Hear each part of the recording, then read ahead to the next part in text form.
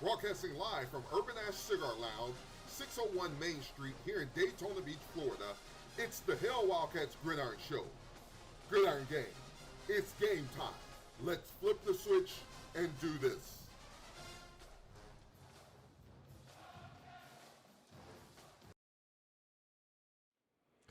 A very pleasant good evening, ladies and gentlemen, and welcome to the Alabama State edition of the Hail Wildcats Gridiron Show. We're live from Urban Soul Daiquiris Wingz. Come on down to 601 Main Street, get you some fish, any kind of New Orleans dish that you like. I'm glad to be here with my co-hosts, Mr. Ralph Smith and Mr. Larry Wesley. Hey, guys, how's it going, man? Ralph. Well, you know, I got to really enjoy a very good football game on Saturday. And I didn't come out of the house on Sunday because I was thinking about that game, but thinking about the game this week. Definitely. I was thinking about the game this week because I think this is going to be an extremely good football game. Extremely good football game. We're going to talk about that here in a few minutes, so be ready to go.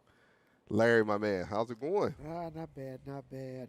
I'm sorry I missed you guys last week. I was out of my control because of some natural things going on with the weather and Definitely. my internet, so couldn't do much about that. But what an incredible football game and an electric environment at the stadium, even though the weather was, in between, but it held off. And, man, I'm still trying to survive the post-game celebration of Coach Raymond Woody. Haven't got over that one yet.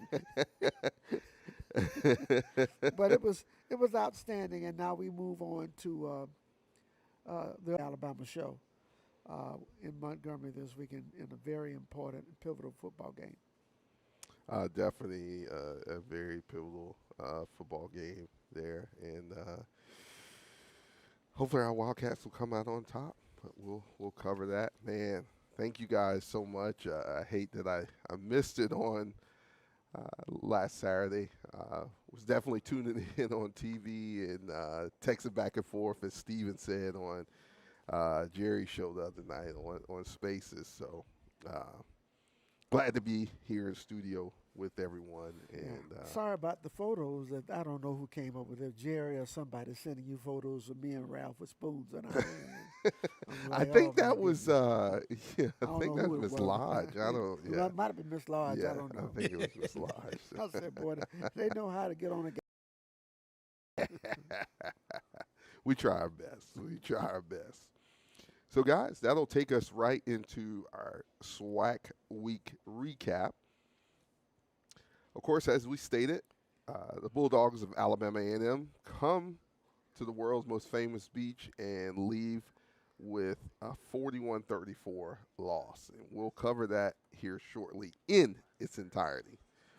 Then Alabama State goes to Bragg Stadium and hands FAMU a 42-14 loss.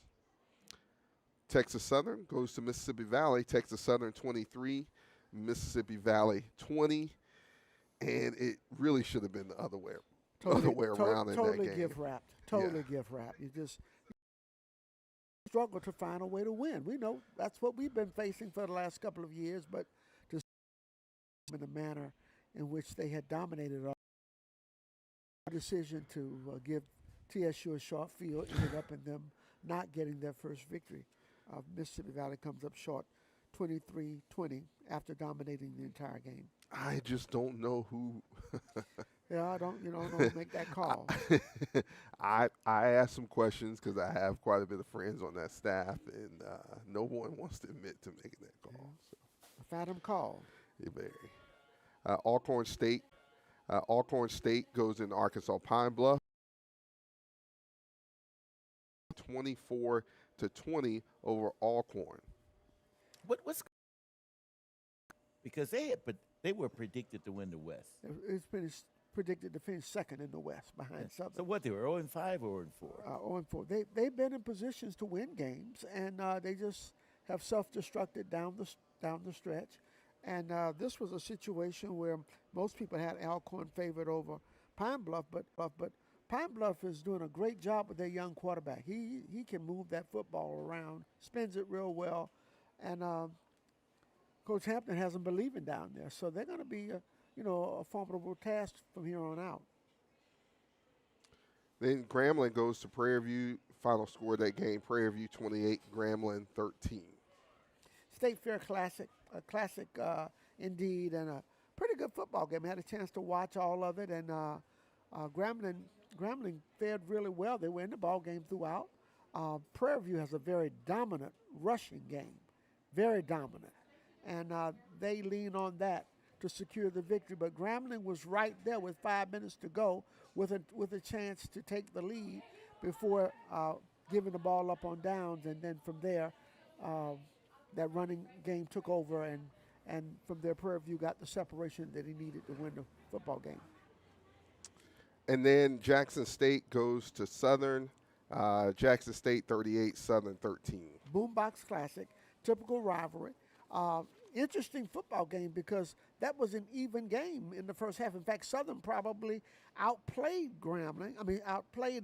Jackson State. Would have gone into halftime with a 10-3 lead, could have been 13-10 lead, could have been up by a touchdown or more without throwing the interception just before half in the end zone, going in for a score, and Southern gives the football up, and from there, Jackson State comes down and gets a late touchdown late in the first half to go into the locker room, with a more comfortable lead, and from there they dominated the second half.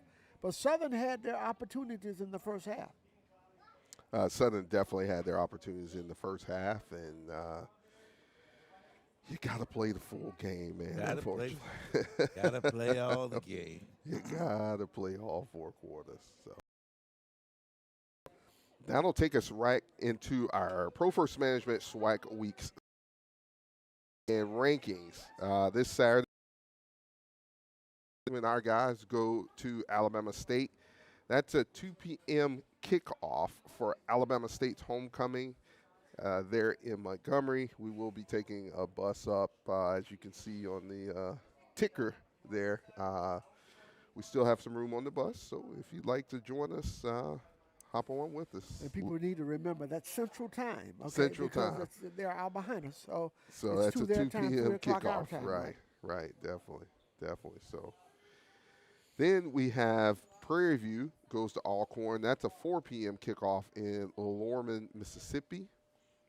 Jackson State will go to Alabama A&M. That is a 4 p.m. kickoff in Mobile, Alabama. Which is typically a good football game. Either Alabama State or Alabama A&M plays down there against a SWAC opponent. This one is going to be really special. I think a lot hinges on whether Quad Brown, the outstanding quarterback from Alabama A&M, plays in this football game. This could be a pick-em ball game for me because I think Alabama A&M can score. And they gave up some points, but Sam Shade is a defensive coach. He's going to tighten that up. So I think that ball game will be a one-score game at best down in Mobile. Then Arkansas Pine Bluff faces Texas Southern. That's a 6 p.m. kickoff in Houston, Texas. That'll take us right into our FCS computer rankings. And there are, I won't say surprises here, but there's a team who has the maroon and gold colors that have raised up quite a bit. Well, the HBCU Game Day people wrote an article about Bethune-Cookman's rise, power rankings. And along with that, people are trying to play coy about it, quietly as it's kept. We've got the most balanced offense in the entire conference. I mean, you can't have the balance that we had in the last few games and not be that way. So we are catching the attention of a lot of people. At the right time. It's all in timing, right? Exactly. All in time. So, with that being said, at number 29, Jackson State. They were previously 33. At 45 is Alabama State. They were previously 52. Prairie View comes in at 50. They were previously 77. Grambling comes in at 64. They were previously 83. And the Wildcats of Bethune-Cookman University come in at 64. We were previously 83.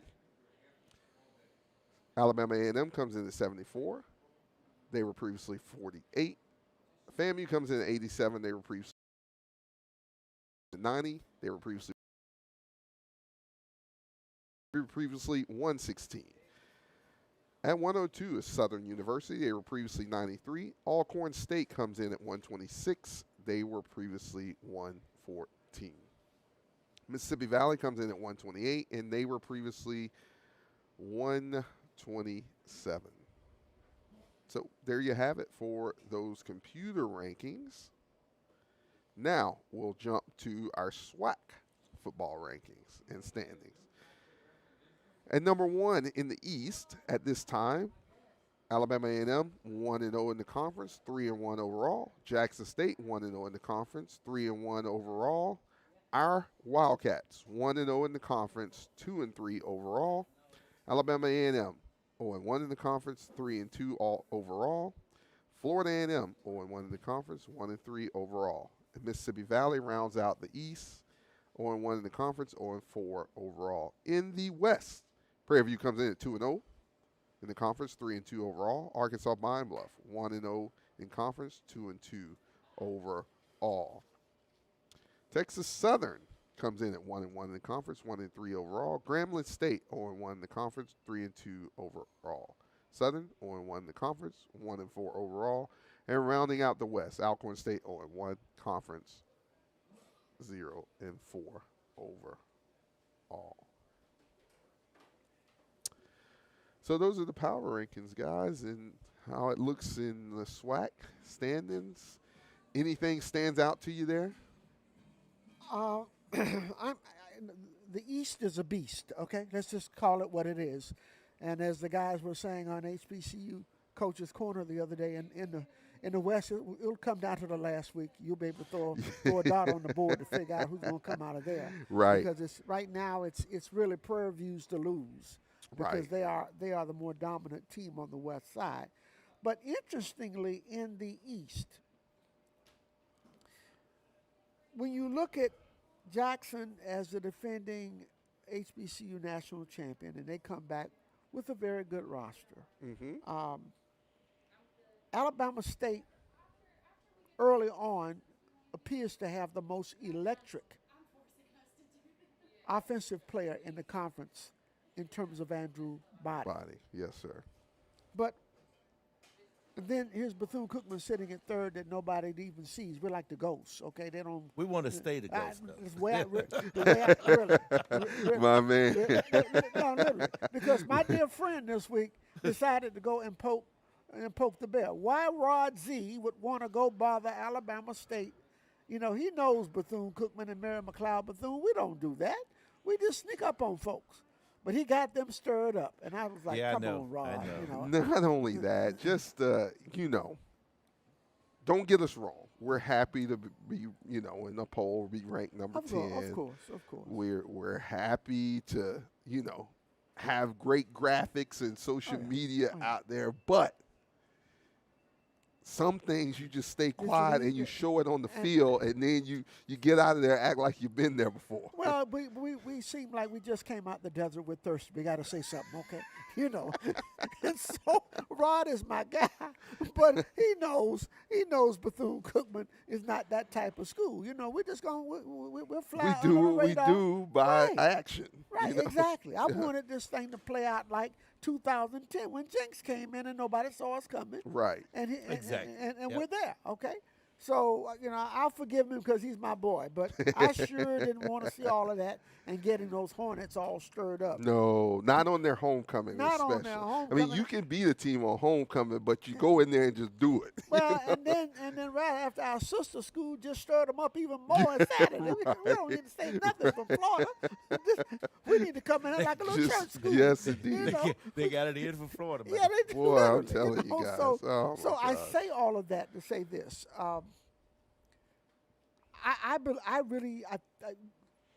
Jackson State they're the champion until somebody beats them.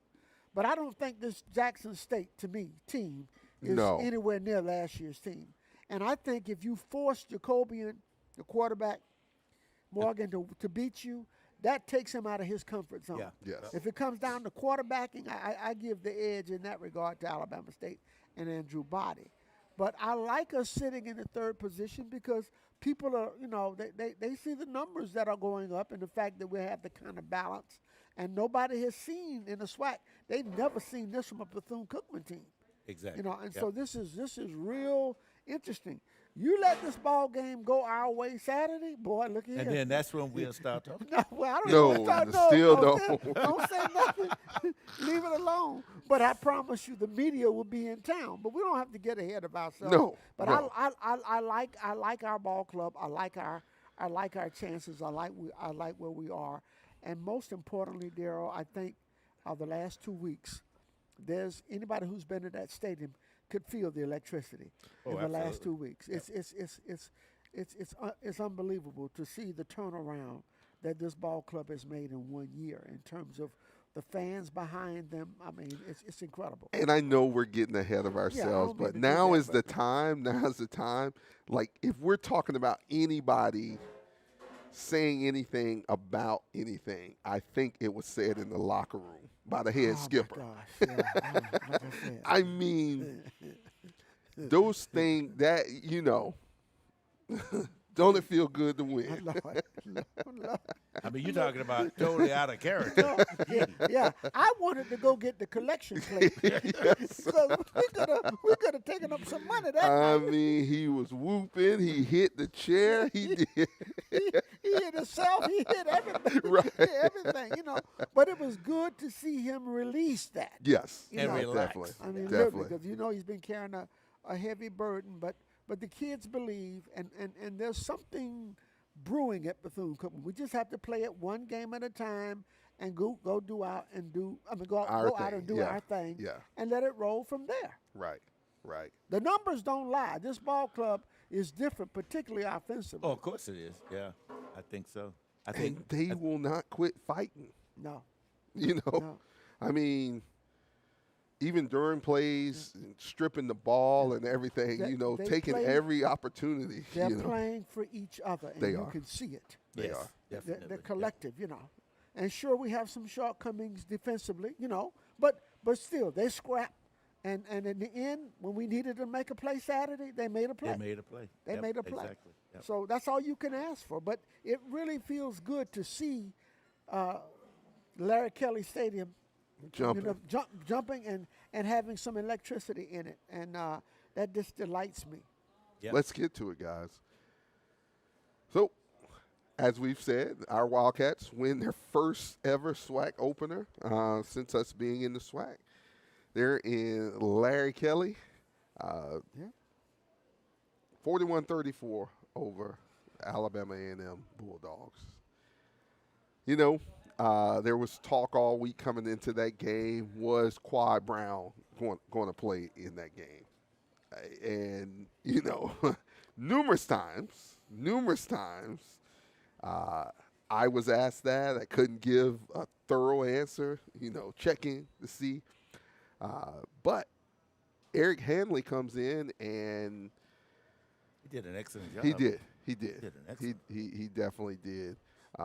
Get down to, our 33-yard line, and then, shut them down. We force them to a field goal. They go up 3-0 over us. Okay, we'll start the game from right there. But Daryl, and starting it from right there and looking at that impressive drive that Alabama A&M had, that was a tone setter for the day because you got to look, if you saw the whole game. Yes. The Bethune-Cookman defense did give up a lot of yards, but they bowled their backs up inside of the 20-yard line. You got to give them credit. When they forced Alabama A&M to go for the field goal to tie. Right. You know, and you got to give them credit. They did give up a lot of yardage, but they stood strong. They held tough when it came for the tough to be held. And Alabama A&M came to run the football. That's what they wanted to do. Yep. And we really stood firm there. We did not get gashed in that regard. We gave up passing yardage that gave them most of the yardage that they got, but we controlled the running game really, really well. We did. So I want to ask you guys. You guys are here. What did you think the first play would be from scrimmage? Listen, let me tell you what. When they kicked off to us after they scored the 3, and I was watching the team huddle up around Coach Pimp and what have you, and they went on the field. And I said right away, I was sitting there, I just looking, I said, they're going to take a shot early. And when I saw Javon come off that line and make that little quick out up, and he ran right by both defenders, and I can still hear Ralph saying right now, boy, that Cam throws a beautiful. He throws a beautiful deep ball, and I mean he hit Bon right in stride. He hit him, man, like there was no tomorrow, man. But I looked on the Alabama A&M sideline, and Sam Shea went right to his defensive coordinator, went right to him, and said a few words because they weren't expecting that, and big plays were the name of the game. They were. So whatever bully mentality, because they came out and they showed pressure like they were going to come after us. And I can't wait to grade this week, okay? I really can't wait to grade this week, okay? My man missed last week, so he's big time ready. He's red-eye. Right, but I'm still going to I'm with you. I'm with you. Because I'm telling you, man, they came out there. I mean, they being Alabama A&M, they came to bring pressure. Because if you looked at their game the week before, they had 2 safeties early in the game on lane. Their defense really controlled the game. Right. And he's a pressure defensive coach. But when they start getting hit over the top deep, they backed out of that. Quickly got out of that. For me though, I would put our offense against any FCS team in the country. Well, it's just so diverse, right? It's so many things they do well. We got a good offensive line. I think we got the best receivers in FCS. That's my opinion. If not FCS, I think our receivers certainly rate to be the best in SWAC. People don't know that yet, but literally. But then a lot of people won't know that because we're so balanced. Right. Because we can hurt you both ways. Yes. So that's a defensive coordinator's nightmare. Yes. To know that, think about what we not delivered in the past, but think about what we saw the last 2 years. Of course. We were as predictable as White Sox. Okay, put in the morning. Everybody knew what was coming. Now you're sitting on the edge. You don't know what we're gonna do. You don't know. And we don't either. That reverse to Bon on the second touchdown, and Cam made the block. He hit the defensive end. He definitely did. He hurt that boy. Yeah, and the defensive end turned around and said, "Are you the quarterback?" But it's just so refreshing to see that, and I'm loving the diversity. But, I thought we'd take a shot early, and we hit it, and that set the tone for the game. And as you were going through the game, let's be honest with this thing. You take away those 2 turnovers in the first half. It's not even a close game. They don't even stop us. Right. We score every possession if you take away those 2 turnovers. That's right. Literally. And I mean the turnovers. It was we were driving for touchdowns. The second one would have been a walk-in touchdown. Yeah, he'd have walked in. If he leads the receiver, because the defender was in a trail position. Yep. He only intercepted because Cam threw it behind him. Right. Because he would have walked into the end zone. Exactly. Yeah. And in the first one though, the receiver, it was sort of not really like Cam's fault. It was the receiver's fault. Well, Cam held it a little too long, did. Ralph. He held it too long. He should have let it come out to number 4 Jenkins. Because we saw what they were holding him, remember? They was holding him, right. And the referee was about to throw that, but when he went somewhere else with the football, then they backed off of that. So on that pass, Cam Ransom, first play from scrimmage, hits Javon Ross for a 79-yard pass to the house. And then it was time to play more football. Our defense held on a ensuing drive. And a hands-to-the-face penalty backed them out of red zone, technically. Yeah. Mm-hmm. Yeah. So then they grabbed some momentum back, Cam, as you guys said, through an interception. And at the 40-yard line. With us getting ready again, going in. We're going in. We were moving the football again. The interception occurred after the football had gotten up to about the 40-yard line. We threw the interception. They took over the football at about their own 40-yard line. So we make that completion there. We're rolling again in that regard. So that's what threw us off schedule and gave Alabama A&M the football back. And from that particular point, when they got the turnover, give them credit. Both turnovers, they turned into points. They sure did. Okay, both of those. They did. Points between those two turnovers that they got. Yep. So it was really interesting to see because Bama A&M had come back to take the lead when they got the football. At that point in time, we were up 7-3, and then they came back to take the lead 10-7 at that point. So, Daryl, you were saying that's the way the game was going. It was just back and forth.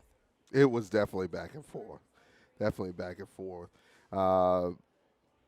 Then our Wildcats force a fumble. Antoine Watts knocked the ball free from Nero before Naeem Lassiter jumped on it. We get the ball back early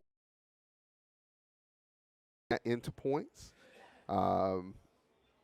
Then Hanley hits Pierre. That man, that was a bad man all day for them. If it wasn't for him, it's a runaway game. It's just frankly, saying that the wide receiver was the one who kept him. Probably one of the most impactful players coming out of the SIC.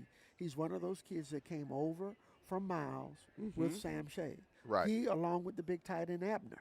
Right. Both of those kids were Division II players at Miles last year. We had no answer for the tight end. No. I don't even think we even looked at him. I mean, everything that was thrown to him, he caught it. Yeah, he did. Yeah, he did. So after they go up 10-7, then is when we come back with the Javon Ross show again, because they're up 10-7, and Javon takes a handoff. Really, the handoff didn't come from Ransom; it came from Ollie. Right. Ollie handed it to him in Right. reverse, and Cam made the block. And before you knew it, Javon was in the alley. What happened? It was in the alley. What happened? Cookman ran a reverse? We ran a reverse. It even surprised us. We ran a beautiful reverse, and Alabama A&M wanting to bring pressure as they were doing, they displaced themselves. They did. And so they didn't have balance, and we had gotten the corner turn and got good blocks outside. Our wide receiver Jenkins had a great block to seal the outside. Mm-hmm. We got in the alley, and it was a foot race, and Cam end zone. Now it's 14-10, and everybody's saying, "Oh boy, we're in for a track meet today. This is something spectacular." Man, something spectacular. So the Bulldogs go up on a 17-14, 72-yard pass to Frank Pierre. Then we go down 14 plays, 83 yards, and that man came up, Mr. Kamani Robinson, 24-yard rushing score to make it 20-17. Beautiful inside zone read that was blocked to perfection. Mm-hmm. He was not touched. He was not touched. Nope. Nobody touched him all the way to the end zone. That lets you know that line. Man, them boys moving some Yes, they stuff were moving. up. Missed the extra point. We're up 20-17. Right. in, something that we haven't seen this year in a lot of years. We had the opportunity in South Carolina State to do the same thing. We got the ball back right before halftime. And tell me what you guys are thinking in your mind at that point in time. Actually, I was thinking about that with Ward. Just taking the hit halftime. Yeah, I was thinking about that with Ward. I thought, oh, my God, don't do this again. But they actually had a plan, and they executed the plan you couldn't do it any better than what they did. Well, I got concerned about clock management a little bit there. Yeah, I really too. did. I got a little concerned. Now, when I saw, after we called the timeout, and I saw, because they blitzed the safety over the top. They brought him in. Yes. Which gave us one-on-one on the outside, and Ricky Shaw ran a beautiful up route and beat the corner, and Cam put it right on him in the end zone. Couldn't have thrown it better. Dropped it in the bucket. Yep. Now you go up 10 at halftime. And I said, I know all over the conference, this is sending shockwaves. Of course. 27-17. Cam teed that thing up, ran back, looked in the sky, and all of a sudden Dropped it. that in the bomb bucket. dropped That's right in Ricky Shaw's And hand. Ricky- Because I was saying to myself, where in the hell did Ricky Shaw come from? Oh, he's been here now. Yeah, He started out the season playing well, and then he got injured. I think it was it Miami? Miami They had game, two, yeah. So he was out for a while, but that just shows you our receiving Oh, core because you missed him, and then all of a sudden, Man, there's plenty of them. Okay? Yeah, because Jenkins, Malik, and Bonbon was on the sideline. Because then people saying, why you got the best receivers on this sideline? I'm thinking, well, we got three more just as good as them. And I mean to tell you, to look at the Alabama A&M defenders, because see, they were so hopeful that they would get pressure, right. but they never got pressure all day long. They really didn't affect Cam throwing all day long. They didn't At all. And Even when they brought pressure, sometimes we ran against the pressure, quarterback Right. draw. Yes. Right. Yep. Just crazy, man. Excellent scheme, excellent offensive scheme. And to get any better. So Alabama A&M gets the ball back after halftime. They drive it down, put in another score. They come up 27-24, bring the game close. Cam has to go out for a little bit, brief exit, kind of when he ran the ball, I guess he landed on his arm on or his arm, elbow. that's what it and, was. Yeah, had a little stinger in I there. just wish he stopped looking for people to hit. Yeah, you don't want your quarterback. I don't care how big you are. Don't look for contact unless you have to put your body on the line. The game's on the line. We got to get this first down, and then you sell it out. But in the field of play, when you're up, no. Find out of bounds quickly I don't or even get think down he on know the ground. anything about sliding. No, he don't. No. He's a crash dummy that's playing quarterback. Okay? He never played baseball, guys. He's a physical player. I mean, Yes, he's a is. throwback to Willie Collins. But Collins, we didn't throw the football back then. But that's what Collins would run over you. He would run over you. He was looking for contact. Definitely. Literally. And Cam is the same way. He just has an electric left arm to throw the football. Yes. So Timmy McClain comes in, and just when you thought, oh boy, and as Ralph and all of us have talked about, you're not hurting when No, Timmy McClain not comes at in. all. You're Not not at all. hurting, and he Not showed at all. that you weren't. Absolutely. Tees it up, throws it to Jenkins, Uh-huh. and who comes down with the ball? Jenkins, Jenkins the gets good it. guys. That's right. Jenkins, when you throw that ball, when you throw that ball up, he's going to always out jump the defender. Well, we He- can remember the game at Mississippi Valley last year. Yeah. Oh, He's yeah. When he goes up and takes that Yeah, ball away yeah. from the two He, defenders. yeah, he did. He's always going to out-jump him. That's why the interception that Cam threw, and Jenkins was actually the receiver that was open, and he was being held. Right. After that pass, Ali Scott goes in for a touchdown, making it a 34-24 game, 34-24 game, 10-point lead for the Wildcats. The Bulldogs would not give up. They kept fighting back, You fighting back. You knew that. Hanley finds the tight end, Abner, scores again, 34-31 Wildcats. Where are you all at mind-wise at that point in time? I'm still thinking we're going to win. I'm there now. Well, I'm thinking we're still going to win this game. I had that a feeling as well because they had not stopped us. Yeah. The only time we were really stopped, we were stopped by ourselves. Right. But they really had Yeah, stopped they didn't. us. They didn't have that. If you go back and listen to what Sam Shade said in his comments leading up to the game that they played this week against Jackson, I was looking at it this morning, and he was saying, listen, he said, you're not going to find a team in this conference as balanced as Bethune-Cookman. They kept us off guard all day long. And he said, we want to stop the run. We want to make you one-dimensional. We were, I think, 1 yard apart between rushing and passing. Mm-hmm. You can't get more balanced than that. And we put up over 550 total yards of offense. That's demoralizing to any defensive team, and especially a defensive coach. Oh, Yes. very demoralizing. Very, very. So we go down. They go down, tie the game up by kicking a field goal, 34-34. And the Wildcats took over. And I'm going to tell you something, though, and I was telling CC this. That little conversation that Pimp had with Cam on the sideline. You guys tell me about that. I said to CC that he's going to lead us down to kick a field goal. I said, nah, they want to score a touchdown. That was never in the plan. That was never field goal. No. That was never. And I'm going to tell you something. Alabama A&M, for as good a defensive team as they are supposed to be in terms of their coach, they never adjusted to the speed option. We ran it. No, anytime. Boy, They they didn't. never. They never defended. They had no answer for it. And what does that do? So we played Edward Waters the week before. There were some plays to where we felt that Cam should have pulled the ball. Right?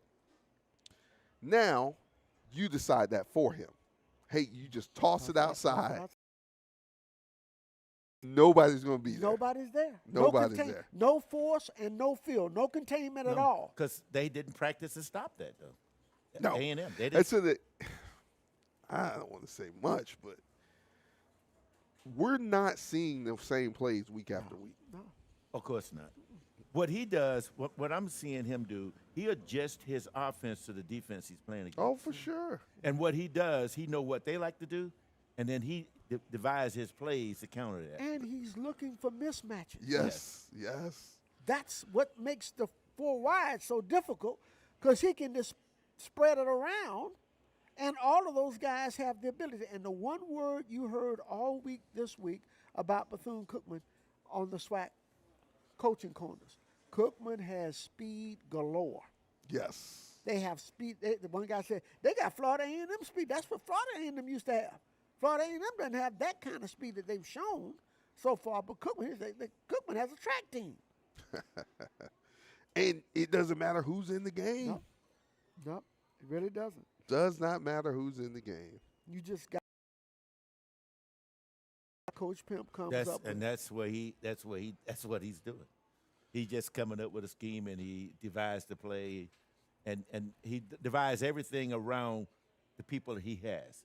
And he has a sack load of them, actually. Guys, let's go to one thing real quick, if we can, before we move on with the rest of the game. What do you think was said to Cam? We can't say it on the show. Well, but We're not at 106.3 FM anymore. If you looked at the body language, it wasn't "I love you." Okay, you know it wasn't that. Okay, with the finger pointing too. No. What did the mainland head coach say that he probably said to him? I'm assuming, though, when I saw him, they had practiced something all week, and whenever Cam see that, he was supposed to do a certain thing, and he did. Right. And he did. Right. I prepared you for that.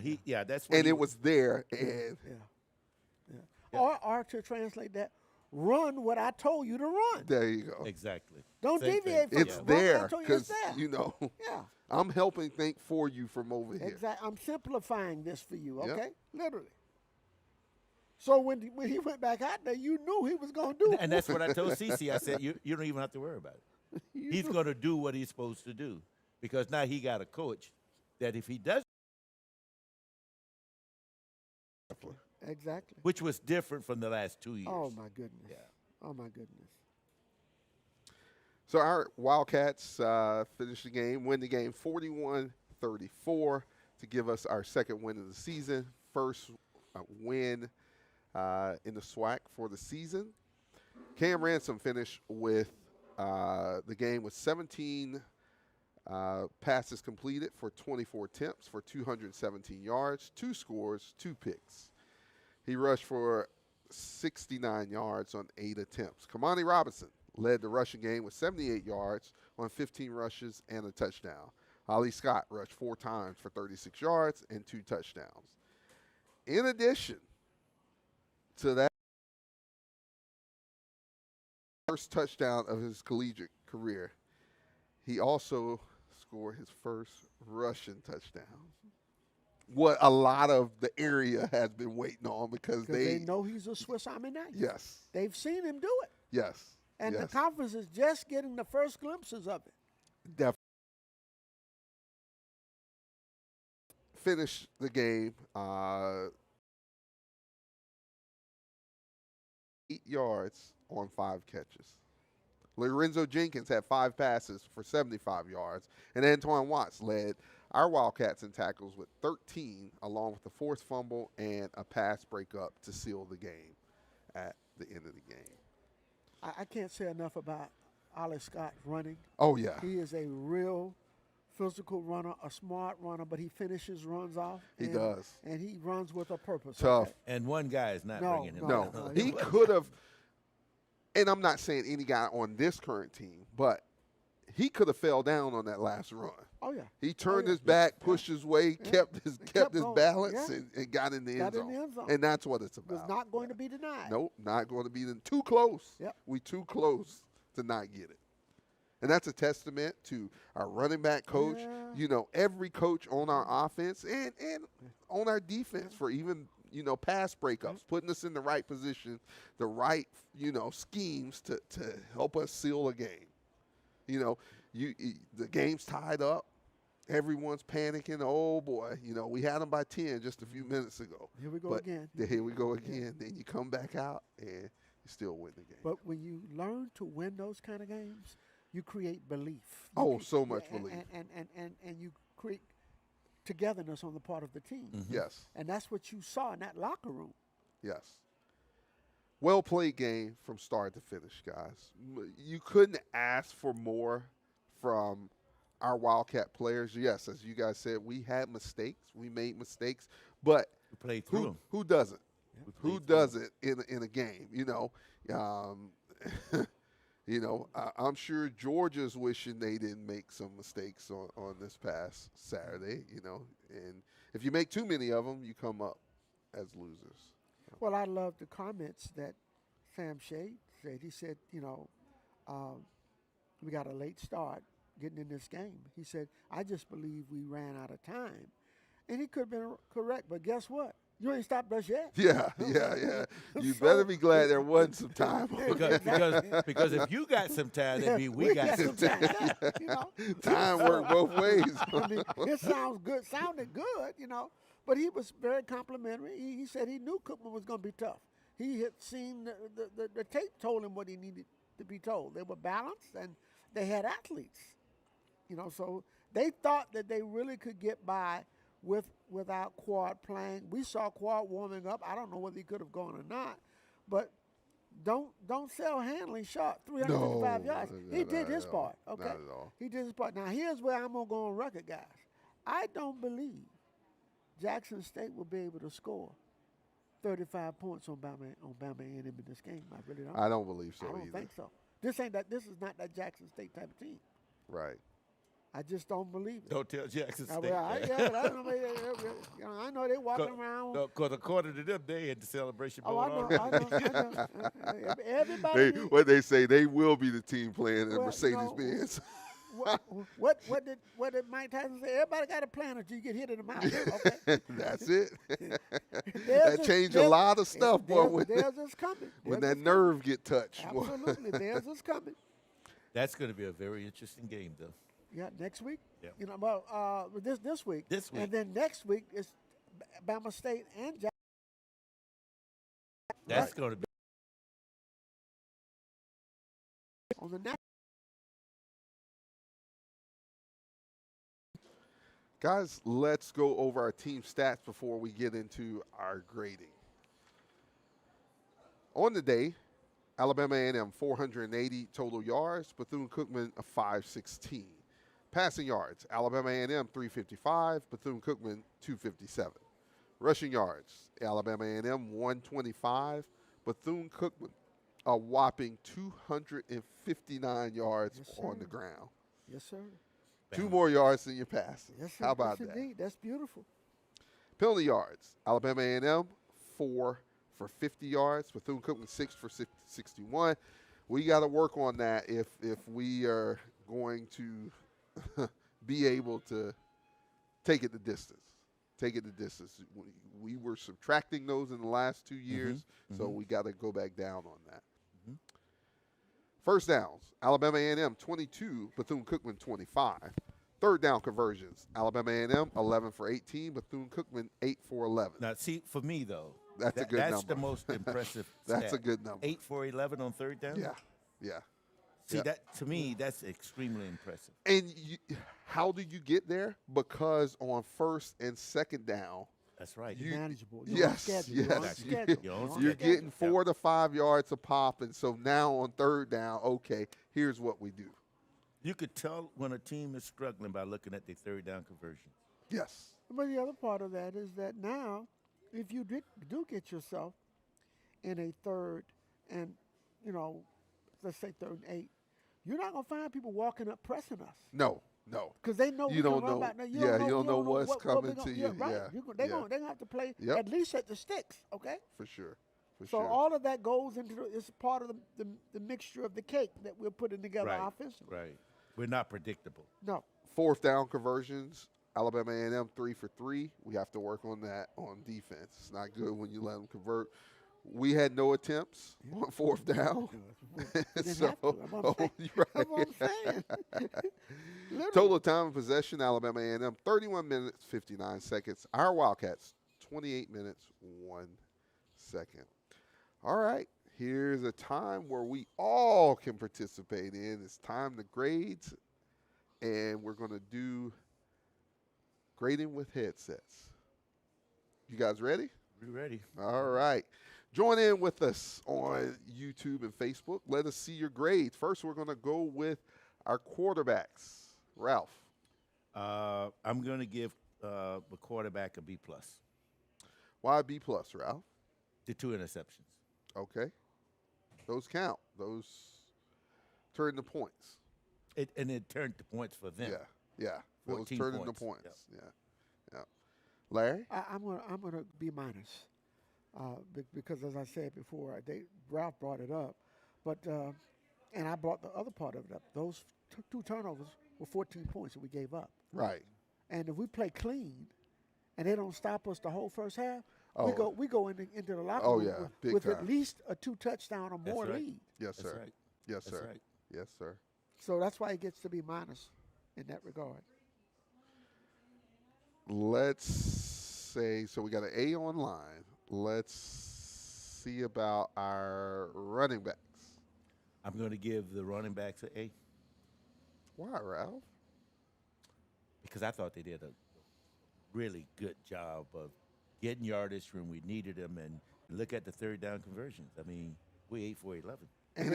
Go ahead, Larry. And I'm going to ditto that A. And another reason, they played clean. They didn't turn the ball over. That's right. They didn't put it on the carpet. They possessed the football really well. And they ran hard as a committee. And how many of those guys touched the ball out of the backfield?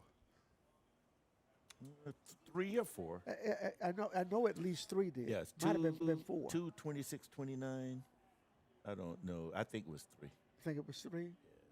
Okay. And when you don't have any turnovers after 3 different people touching the ball, coming in at different points in time. Yeah.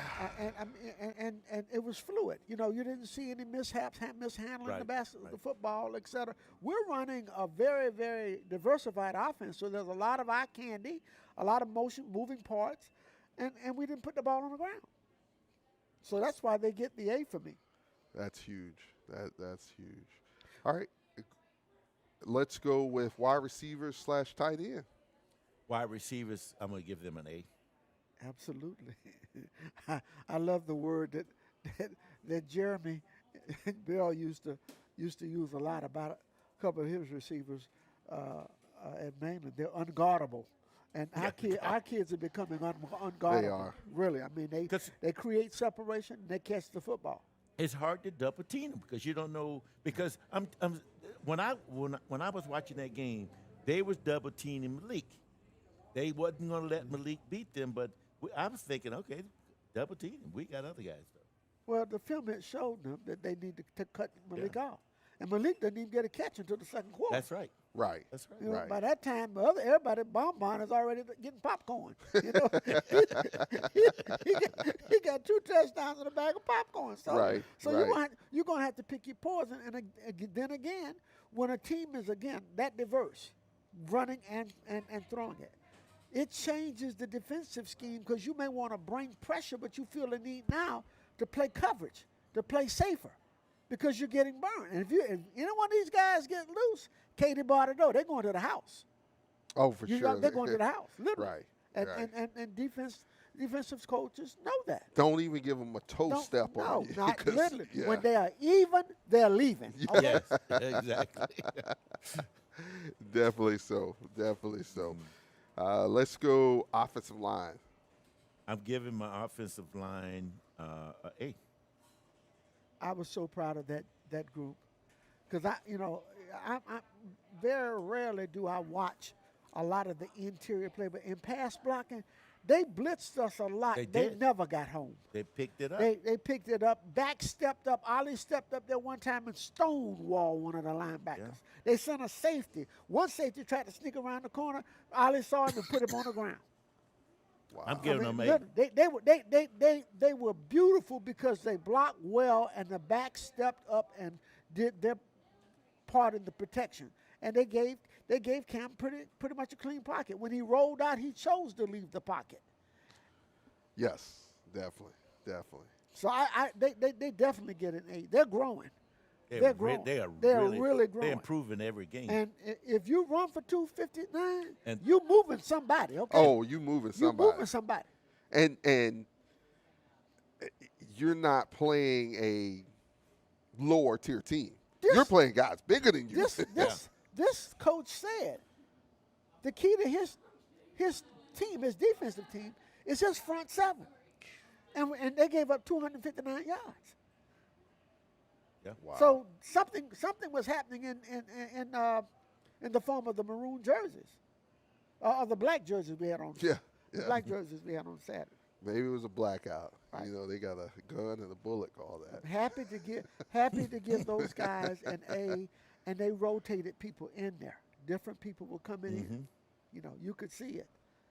So they're typically, I mean, they play spirited, but man, when you get confidence like they have right now, you see these numbers coming up, and you know you got a coach who's calling plays schematically to take advantage of what he sees. Listen, we look like we're playing chess right now, and everybody else playing checkers. Okay, literally. Wow. Let's go overall offense. So I'm going to give the overall offense B+. Explain your B+, if you don't mind. See, the interceptions kind of bother me. I'm with you, Ralph. I mean, because that turned into 14 points for the other team. Because, and I would agree with you, because I think now we as a collective group, especially the ones who sit up where we sit, know that Coach Pimpleton has put us in a position where if you don't go here, you go here, it doesn't get intercepted. Right. You know, it's just, or you throw the ball away. Well, you that's get the rid part. of the ball. That's what I see happening because now Cam, that interior clock in his head, he knows now.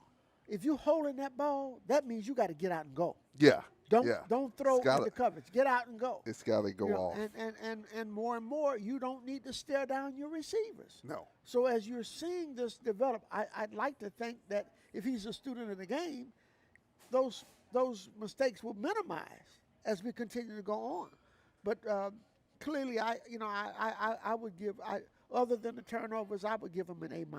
And I think, to your point, I think he is definitely growing up in front of our eyes. Yeah, he really is. But you know when I realized he was growing though, the game we played against Everett Ward College, when he threw the first touchdown pass to Malik, yeah. Because he could have easily ran that ball. Yeah. And last year he would have ran that. He would have ran. He would not even been looking down. No. He'd have ran it. And the whole time he scrambled on that play, he never quit looking downfield. He caught Malik coming across at the end and threw a bullet. So what I think, he's being coached very well. No doubt. For sure. No doubt. And when he doesn't, he get a blessing. Right. Because it's been taught to you. It's there. It's there. I mean, and that good team does on both sides of the ball. It's like, hey, we know it's there. We're not going to call it if it's not there. We've seen tendencies. We know what they're in defensively. Yeah. It's there. And if it's not there, he's open. Check it down if you have to. And you can always do what you like to do, run over somebody. If you love to hit somebody, you can always do that. That's an option for you. You can definitely choo-choo train it. That's right. That's what you want to do most of the time. But I'll go with the A- simply because of the turnovers. I have no problem with the headsets, no problem with the scheme of what we're doing. Everything else, the receivers, the line, turnovers. Right. That's what gets the A- for me. Definitely so. Let's change over to the defensive side of the ball. A- is online. So Okay. let's go over the defensive side of the ball, if we shall. Defensive line.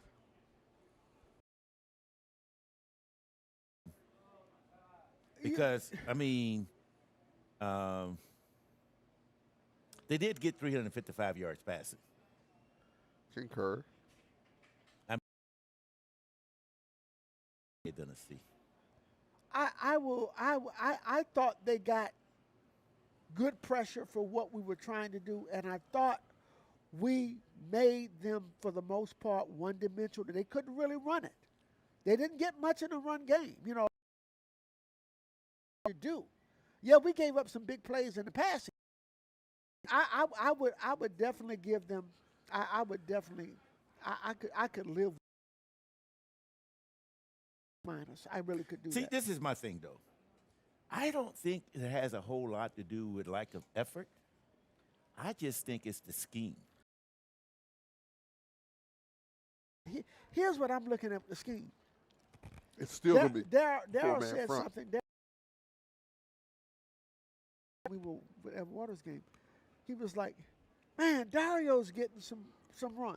Right. We got size inside in the tackle with LaRon and Dario, and so we're able to hold up better in the interior than we could last year. Right. That's what I'm happy about. Now, our defensive ends, Cornelius Bass. I don't know if you guys know this. I think I told. I told Ralph. Cornelius Bass is a young man out of Orlando Edgewater High School. Very impactful player. He's a sophomore for us this year. If you remember the 1972 Super Bowl game with Larry Little and the Dolphins beating the Washington Redskins, it was his dad that scored the only touchdown for the Washington Redskins, a guy named Mike Bass out of Ypsilanti High School, University of Michigan. And he had two daughters. One of the daughters is, and this kid came in won last year, but he's playing himself as a defensive end into a real good defender. So I like what we're doing up front, and I think it's going to get better. This game this week will tell me more because I know Bama State's going to want to try to run. That's they want to establish the run, and we got to stop the run. Well, I think interior-wise, I think we'll be able to be stronger than we've been. We're going to have our linebackers or the run fits are going to happen for us. Yeah, and we got to bring the safety down. We got to. Yeah. I mean, but it's not going to go as much interior as the RPOs and what have you, and containing body. Right. But I think our defensive line is holding up those down four.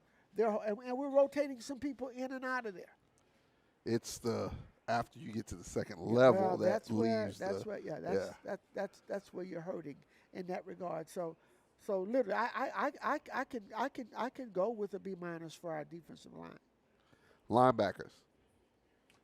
C-. Well, again, it's kind of hard to grade them because of the scheme, right? Because realistically, now here's what they did do well. The linebackers really, because they tried to run RPO, and our linebackers. Remember, we're only playing really two linebackers inside. I know. So Sparrow did an excellent job, along with was it Montravius? Number 14. He did a really good job, in that regard. Lloyd. And, so I like what we have there schematically.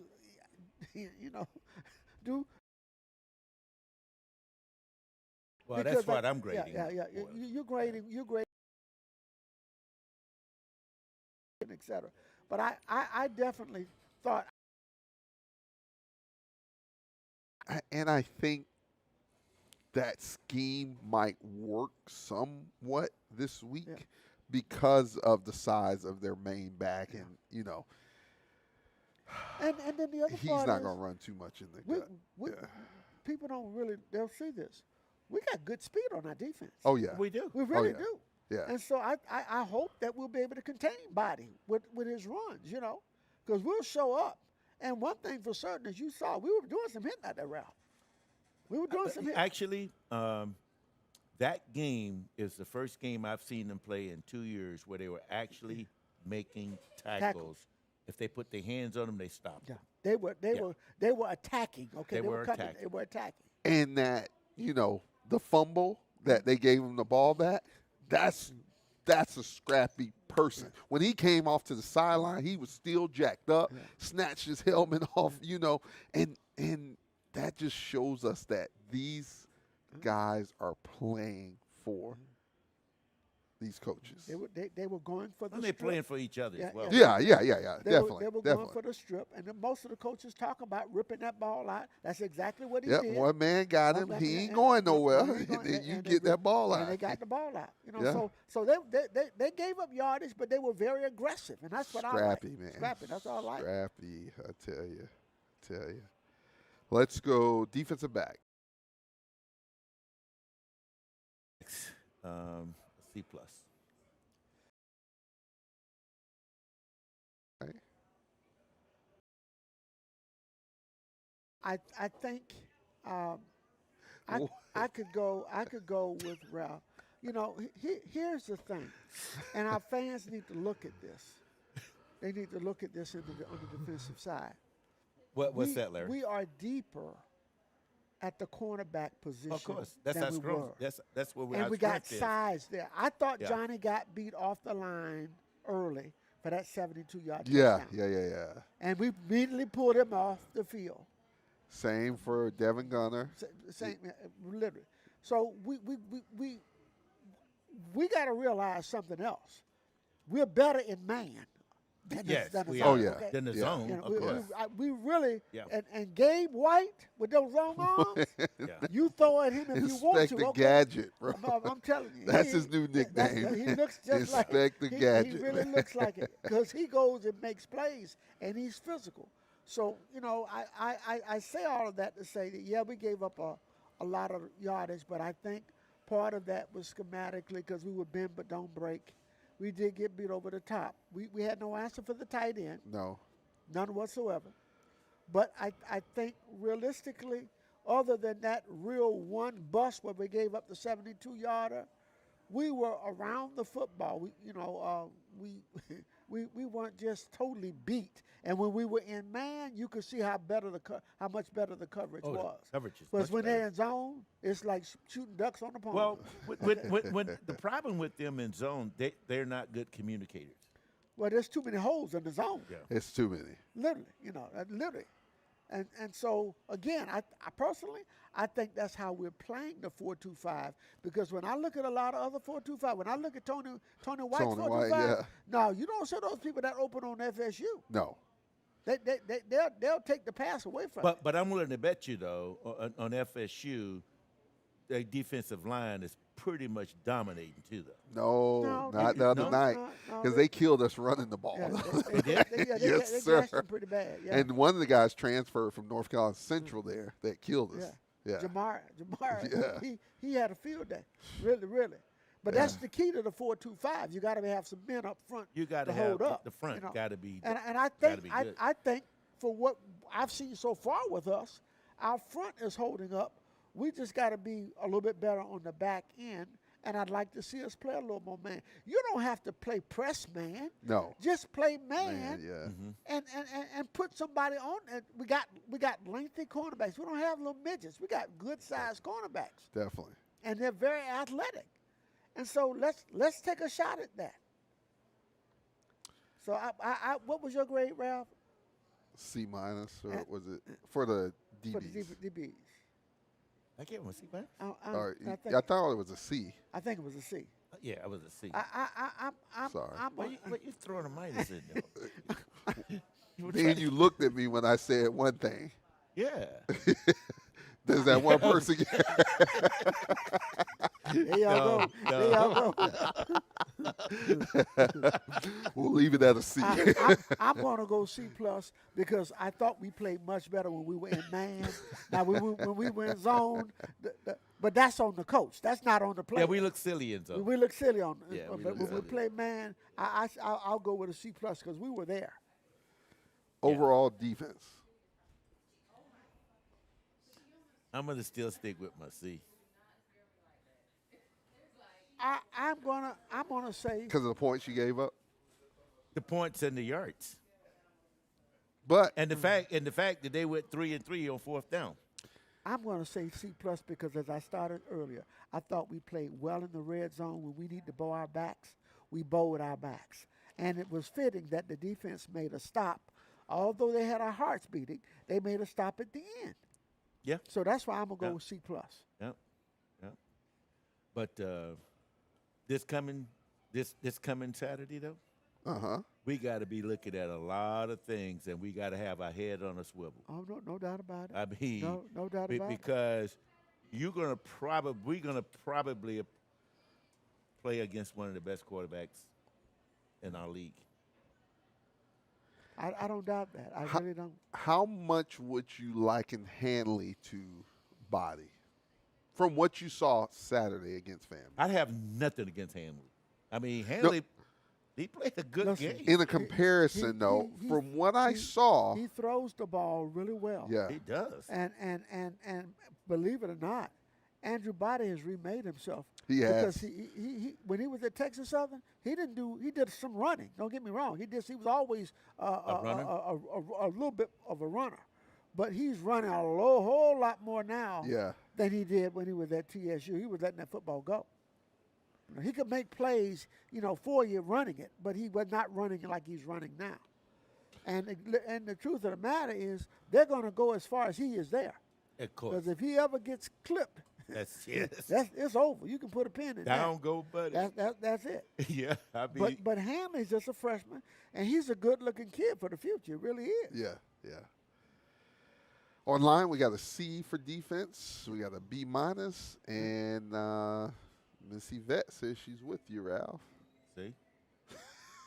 What did Don't Yvette, give me no credit. what did Yvette say? I don't even. Oh, now he don't remember. All of a sudden, he doesn't remember what she said. But you see, I think when you look at the collective of it, yeah, they moved the ball and they made yards. But when we needed to make a stand, I can't tell you how impressive that goal line stand that forced them to kick the field goal.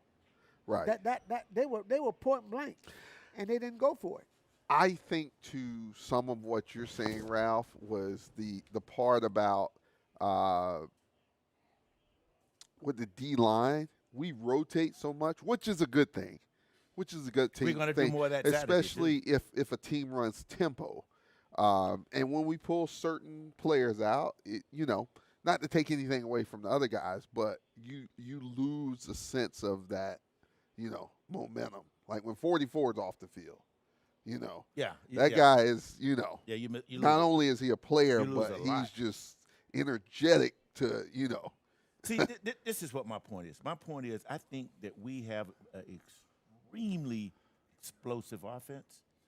I think we got to get the defense up one more level. You know what I think our thing on defense is? The biggest thing with our defense, I think it's in-game Adjustments? Adjustments. And I'm not even talking about just waiting to halftime. I'm talking about, as the game is going yeah, on. Yeah, I agree with yeah. you on that. And I think you're able to hold on because your offense is so good and you run out of time sometimes, but I don't normally do this, guys, but I'm gonna circle a player. yes, sir, let's do it. I'm gonna circle a player who needs to play more for us when we're talking about defense. And I know we don't get programs at the game or anything like this, so you may need to go online and look at this player. His number is 93. His name is Keon Clark. He is a defensive end, 6'3", 250. He's out of Tampa Bay Tech. He's a sophomore. He's got at least 2 more years with us. And that young man was the Defensive Player of the Year in Florida at the 7A level. Wow. He is a ball player. To this point, he's only played in 1 game. He's a kid we got to get in the mix a little bit more. So keep does start to play because I think he is a perfect complement to number 33, which is Cornelius Bass on the opposite end. But this kid reminds me, Keon Clark reminds me of Ryan Lewis, the defensive end, Ryan Davis, the defensive end for the. So I'm at the right at the Edward Waters game. Watch that number and watch that name. He is an impact player out of Tampa Bay Tech. You want to know what, while we're talking about the roster, you want to know one thing that's so, the one thing that if you look at the roster, we still have a fairly young team We have a really who's young doing team. this. We got a We have very a young really young team. team. That's growing up in front of your eyes, Right. playing right away. Now, when you go deeper into the season next week, these guys have found out how to win, how to outlast teams, and hold tight. Finish. That's the key word. Finish. Yeah. And when you learn how to finish, you got to play 4 quarters of football against That's us. exactly right. Yeah. That's exactly South right. Carolina State found that out. Yeah. Yeah, they jumped out big. Oh, it's game over. They didn't change nothing. Well, Those still now- were first teamers out there now- for them. Now everybody's looking at them because they dropped the game the other day to Charleston Yeah, Southern. they're A game they Charleston should have Southern's won. first Yeah, first they win should this have season. So everybody's looking and wondering what's going on there. But the bottom line, they lost a lot of players last year. Right. And they've got to fill those holes. And so we're a young ball club, and we're playing a lot of people. And I'm just saying, I think we're much better in the defensive line than we were last year. Oh, yeah. And so we're going to continue to rotate. We're going to continue to grow. Both of our lines, give credit to both of those coaches. Defensive line, offensive line, they're showing much better this year. The players are playing much better than we saw last year. And we saw glimpses of that in the first 2 games against against FIU and Miami. Formidable opponents. Yes. One last, special teams. Listen, we've been talking about this. Ralph says it all the time. He says, I don't know what happened with what's happening with the special with the kick coverage because they look so much better. We know what's happening. Yeah, you we get better we got a guy that moved to Boca Raton. Yeah, we're getting better we're getting better coaching there, and so we You got Pat Brown and Coach Tobridge right, working with those right. guys and it Pat, shows. and you could tell Pat Brown's signature is all over that special and it team. shows. And it shows. The only glitch we had this week was we missed extra point, and that was because we didn't get the hold down. That's the hold what down. it was. And the hold down.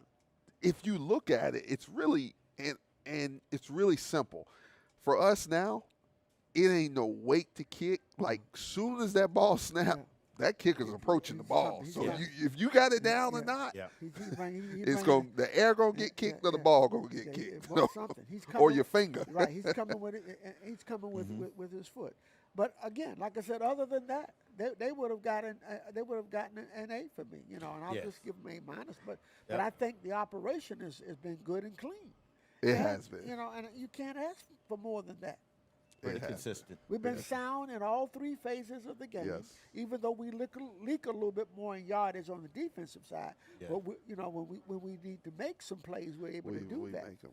But we are a work in progress. This is what you're looking at. Definitely.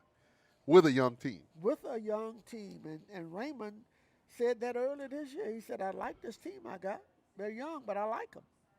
And he showed it in the locker room. And now, you give a youngster, a young team, a young pup some experience and give him some success, but they're gonna fight you to the end. We don't have to question the fight in this team. No, exactly. This team will fight you. Exactly.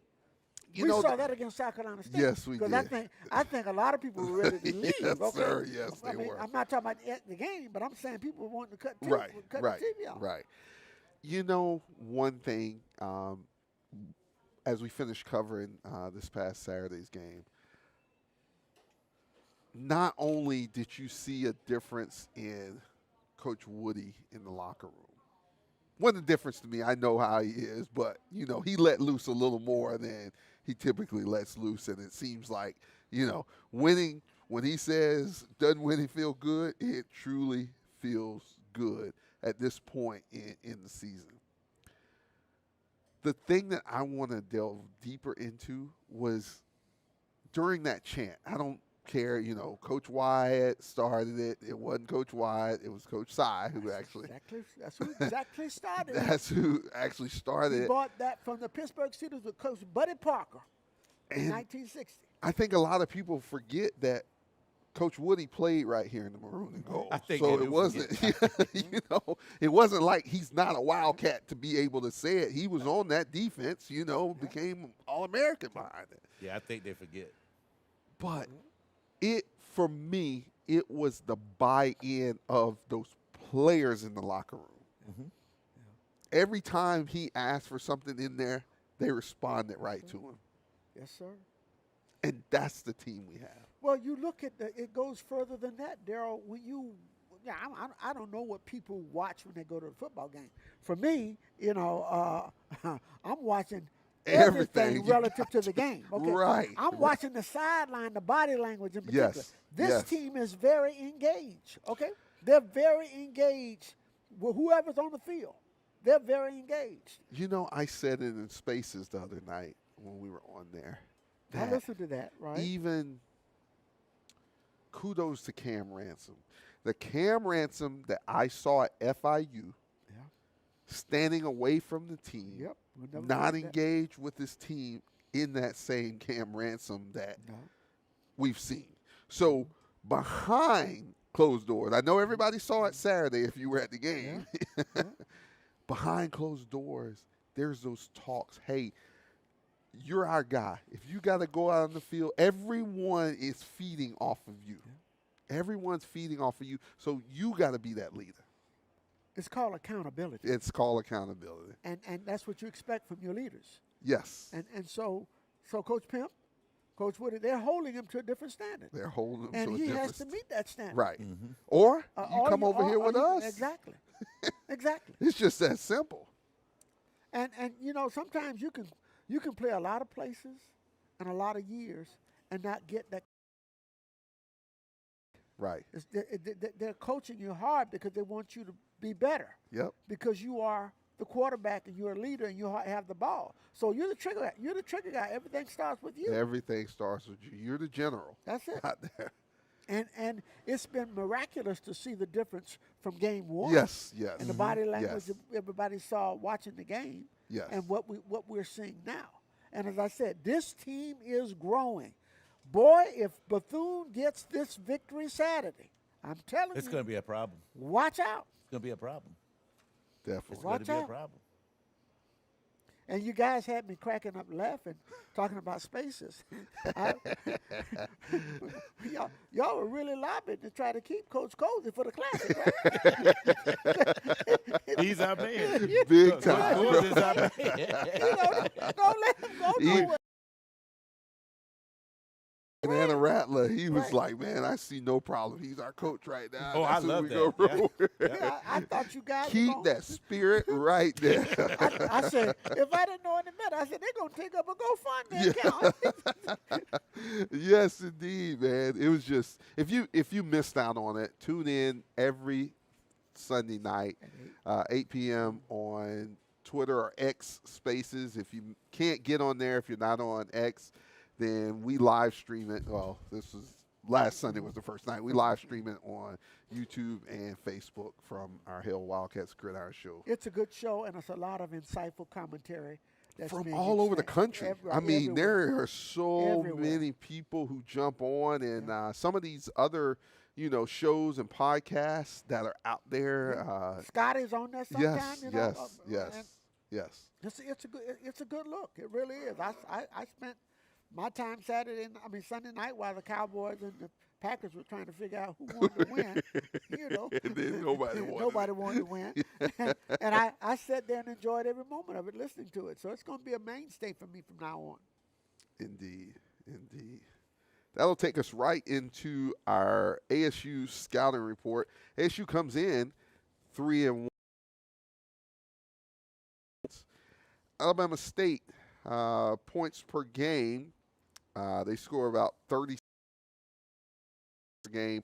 Their opponent's 20.5. On the season, they have 151 points. Their opponent's 82. First downs, they come in with about 84 on the season. Their opponents have 79. Rushing yards, they average about 200 yards per game rushing on the ground. And as we spoke about that earlier, we have to be able to shut that down. Total on the season, they have 802 yards on the ground, and their opponent's 701. As far as passes, their quarterback has attempted 87 passes and completed 60. They have about 223.25 yards per game. They average passing. They have 893 on the season. Their opponent's 705. Total offense, they've ran 229 plays. They average about 423 yards overall per game. Their opponents average about 351. On the season, they have 1,695 yards, and their opponents have 1,406 yards. As far as penalties, they average about 53.5 penalties in penalty yardage per game. Their opponents average roughly about 66.5. So you got to stay out of penalty trouble with them and not be higher than them. That's one key to victory, as we'll discuss during our game plan. They have been penalized on the season 28 times for 214 yards. Their opponents 29 times for 266 yards. Finally, their time of possession per game, 29 minutes, 1 second. Their opponents, 30 minutes, 54 seconds. And if I go back to our stats from this past Saturday's game, Bethune-Cookman had the ball 28 minutes, 1 second. Yep. So right on point with them. to win the game, you might have to hold on to the ball a little longer than them. Long drives. Yeah, long long drives, staying in front of the chain. Yes. So. Long drive. Don't get impatient. On the season, to go a little deeper into their stats, Andrew Body, who is their starting quarterback, has completed 58 passes of his 83 attempts. He has 12 touchdowns so far on the season. The running back, Jamari Hosecloth, is their leading rusher. He has 56 carries, and I'm not sure for the yards. Then they have a wideout, Jay Jones. He's their key target. He has 15 catches on the season, 5 touchdowns. I'm sure is that number 0? Yeah. 0. Now, some of those numbers are kind of skewed because he went off on University of Alabama, Birmingham. Yeah. And he's not put those numbers up, since then. And give him credit for that. That's a good ball club, But again, to me, you have to look at the head coach, and Eddie Robinson's the defensive coach. He really wants to run the football. Yes, he does. He really does. He wants, he's gotten Andrew to buy into that. Now, if he has to be Superman, he'll try to put the cape on and do that. But realistically, he wants to run that football, which is what he's done every time we played them the last 2 years. He's ran the football. Exactly. ASU's offense is pretty efficient. They do possess, big play potential. So, and we'll cover this more in our game plan, but we have to be able to shut that down. Their defense is pretty consistent, as we saw in the game against FAMU. FAMU had a chance to actually stay in that game and be in that game, but it just FAMU panicked. Yes, they did. They panicked. They made some poor coaching decisions going for it early in the ball game and got behind 14-0 early, going for fourth downs in their own territory. There was no reason to do that. You're home. But, Cozy coached aggressively, desperately to me, and it didn't have to be that way. Just keep it up until November. Right. Just keep it up in November. I want him to do the same thing in November. But again, they really want to pound the football. And the two backs that they had, Alabama State, that is Hoseclaw, and the other young man, they really ran the football really, really well between the tackles. So, we'll see how they play it. Again, like I said, I just believe, looking at the Alabama State defense now versus what it was when Ryan Lewis was there, it's a different kind of defense. That they don't attack nearly as much as they used to. Right. And maybe that might be because they've lost some players, and they're bringing some new guys in. It could be a philosophical change. I don't know. They're still a physical team. Don't get me wrong, but they're not nearly as aggressive as they once were a couple of years ago, 2 years ago. So I think it's going to be a ball game where I'm going to get in all of that, but it's going to be a scoring ball game. I don't know. I don't think they can hold us to 21, but maybe I'm wrong. I hope I'm wrong. Oh, I'm pretty sure they won't be able to hold us. I'm hopeful I'm wrong with that, but I think it's going to be a one-score game. I really do. Either way. Not to get ahead into the game plan, but they can be vulnerable against the passing attack. And we do have, as we said, our receivers, and, we haven't seen the tight end in a few games. So, And you have to realize with our passing attack, it is not only a vertical attack that threatens you deep. We get the ball to players in space who can make you miss and run after catch, with that rack yardage, yards after catch. So that's another component. And I don't care, whenever you spread and go 4 wide, that puts pressure on it, because you're trying to expose some people. You're trying to get some matchups on some people who may not cover as well. That was the birth of the spread offense. That's what it was, to get safeties who typically don't cover well, matched up with an athlete in space. So it'll be an interesting chess match. I feel like it'll be an even match this year because schematically we got a guy on the offensive side of the football calling the plays who really understands what he's doing. He's not calling a script. He's looking at what you're doing and making adjustments off of that. Exactly what he's doing. And he's doing an excellent job of it, and that's what it's all about. That is definitely what it's all about. Guys, we'll pause for a moment and hear from our sponsor, and then we will come back and give our Alpha 1 staff in BCU versus Alabama State game plan. You're listening to the Hail Wildcats Gridiron Show live from Urban Soul, 601 Main Street, Daytona Beach, Florida.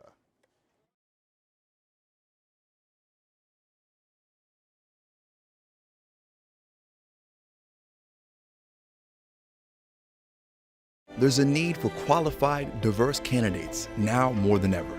The hiring market is competitive, and you're probably wondering how to tap into diverse talent pools. The team at Alpha One Staffing can connect you. Diverse teams perform better, and Alpha One Staffing has perfected the art of finding, recruiting, and assessing the talent needed to drive your business forward. With more than 20 years of experience in corporate services, healthcare, and special project management, Alpha One is your expert recruiting partner. Call now or visit us on the web today.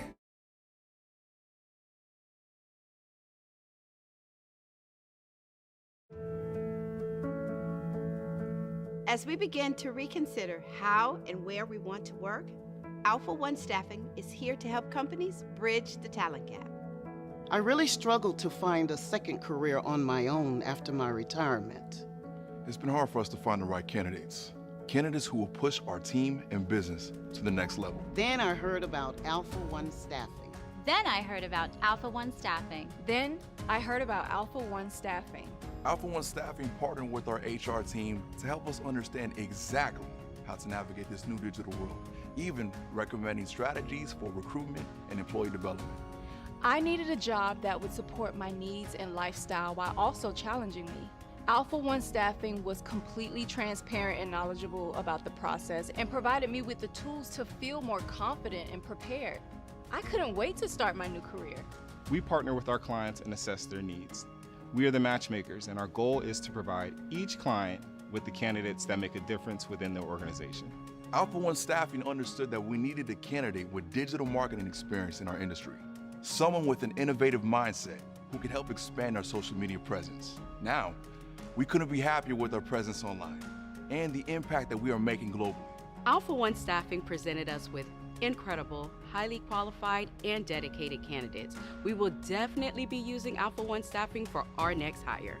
I was hired permanently after 6 months.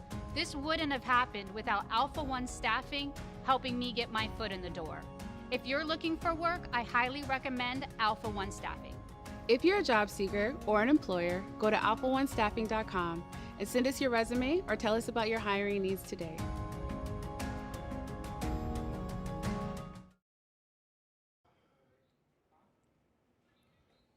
You're back here with us on the Hail Wildcats Gridiron Show, and that will take us into our Alpha One Staffing Bethune-Cookman University Wildcats versus the Alabama State Hornets game plan. I'd like to thank the people over at Alpha One Staffing. If you're looking for employment, go to alphaonestaffing.com.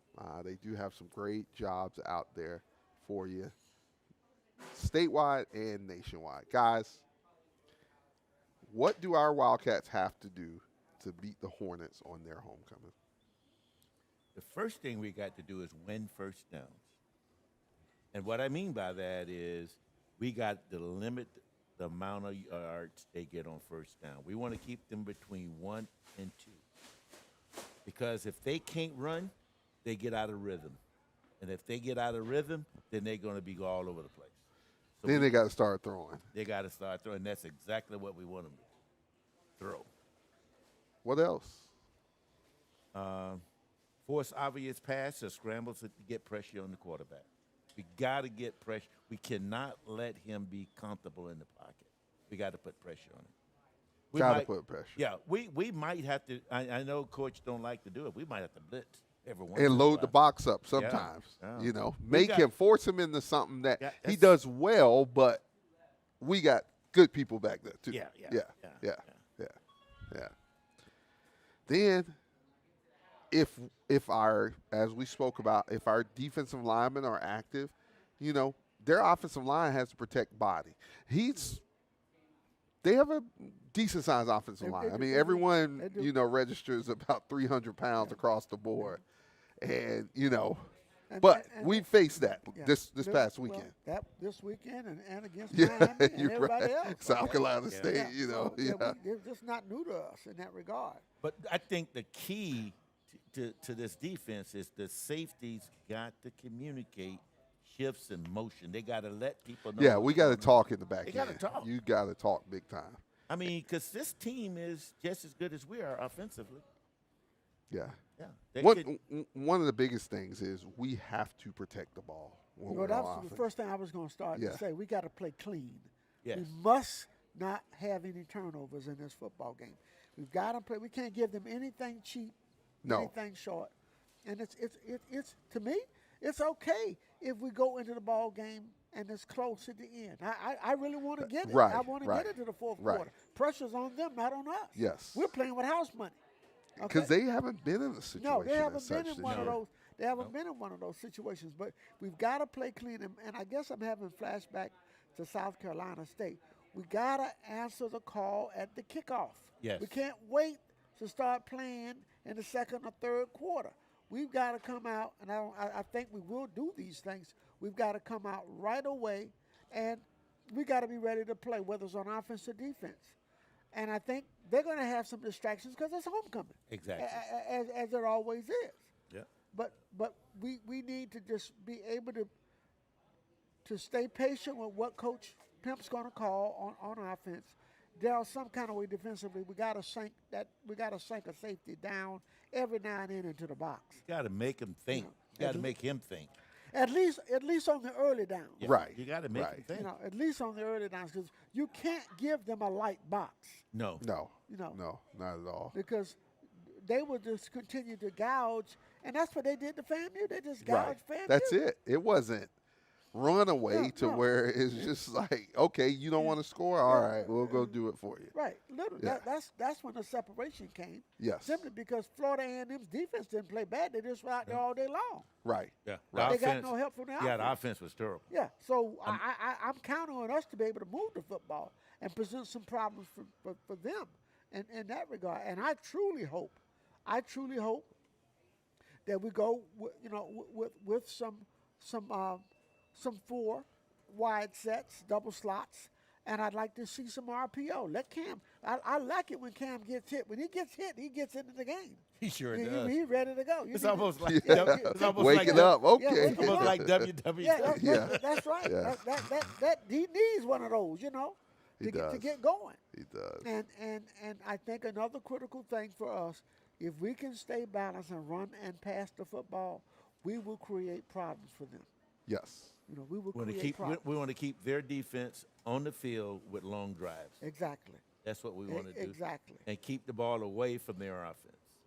They know this is not your grandfather's, Bethune-Cookman. Okay. But we hoping that they do though. Of course. Yeah, we hoping that they're thinking, oh, they ain't played nobody. Just wait till they get here. We'll teach you. That's the attitude we really want though. And we about to be swag. Remember he said he ain't swag. Well, but FAMU's passing attack was so putrid. It was awful. They never threatened any. No. They wouldn't have scared a kid with their routes. It's a shame what I saw the other day. And so I think if you can threaten them and back them up even because more. they have not been threatened. They've not been threatened. Nope. Literally. So I think it's right there. But most importantly, 2 things for me: play clean and match the physical aggression, particularly on defense, to try to limit them in their run game. Yes. I think that's the key. bottom line. That's the key. And guys, I'm not going to be afraid. In fact, I prefer that we play some man on their receivers. Yes. I don't want to be sitting in zone letting him get warmed up throwing to anybody that's open. We got cover guys who can cover. Guys, here's some key matchups and X factors in this game. In the passing game, Cam Ransom against their secondary. If Cam can find not only Huggins, but a myriad of our receivers early, then as you said earlier, it forces ASU to spread out. And then you start hitting them underneath and you kill them to bring them back in, and then that's when you go at them again. Listen, our slot game is going to be critical. Very critical. Because Very critical. we got to make some of these guys miss some tackles and get in space. Nothing threatens a defense more than being hurt on the inside, the slot positions where you can get in the middle of the field. It creates a nightmare. They have people running through your coverages like that. So I think we don't have to go deep all the time. Take what they give us, but get the ball to your playmakers, and we know we got something. Let them make some plays. See, what I see, they're going to blitz Cam a lot. That's fine. They They're gonna Alabama blitz him. Alabama A&M tried that too. If you do that, then that's how you get beat. Yes, sir. So you're, Well- if you I'm sure you're going to try to bring it outside, from outside and inside, Yes. because Yep. that little speed option, you take that away if you blitz it. You rush Cam to pitch the ball out there. Inside, you rush him outside. If we perform to the extent that we handle the blitz that Bama A&M brought, I think that will deter Bama State from trying to do that. Yes. Because see, they did that to us the past 2 years because That's they right. knew they didn't That's right. they weren't threatened by anything we could Nope. do in the past. They almost knew exactly what we were going to do Exactly. before we did it. They knew they couldn't be hurt by us. Now they know differently. Right. Exactly. They know differently. So Brent, come with your blitz. Mm-hmm. Come with your blitz. In the run defense, we have to be able to, again, keep them off balance with the running game. We cannot let them make us one-dimensional. Even though we're good with the run and pass, you can't let them limit us. Because, like we say, on those first and second downs, we're getting the yardage that we need to be able to get a third down. If they are holding us back, then we start having to throw every play. And they're bringing those blitzes and rush. FAMU found success running the football inside. with Yes, the they big back. did. They did. They had creases there. They just went away from it. Or the fact that they were just so one-dimensional that their passing attack never threatened Bama State, and Bama State Yeah, knew that. they passing attack what didn't exist. Yeah. Well, if you're throwing the football and your average yard per pass is less than 4 yards per pass, who's going to be afraid of that? Right. You know what I mean? Literally. Right. You're not threatening anybody deep. But I think they know that they're not going to get that from us. No. So we have to win the turnover battle. Absolutely. As Ralph talked about earlier, we had a couple of costly turnovers this past weekend.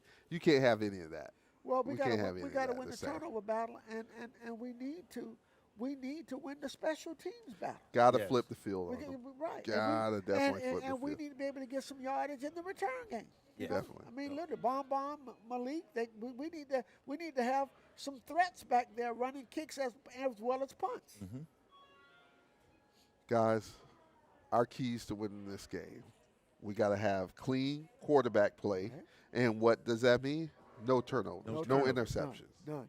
No, holding on to the ball. Possession of the football. And as we said, we cannot let them make us one-dimensional. We got to be efficient in the pass and run.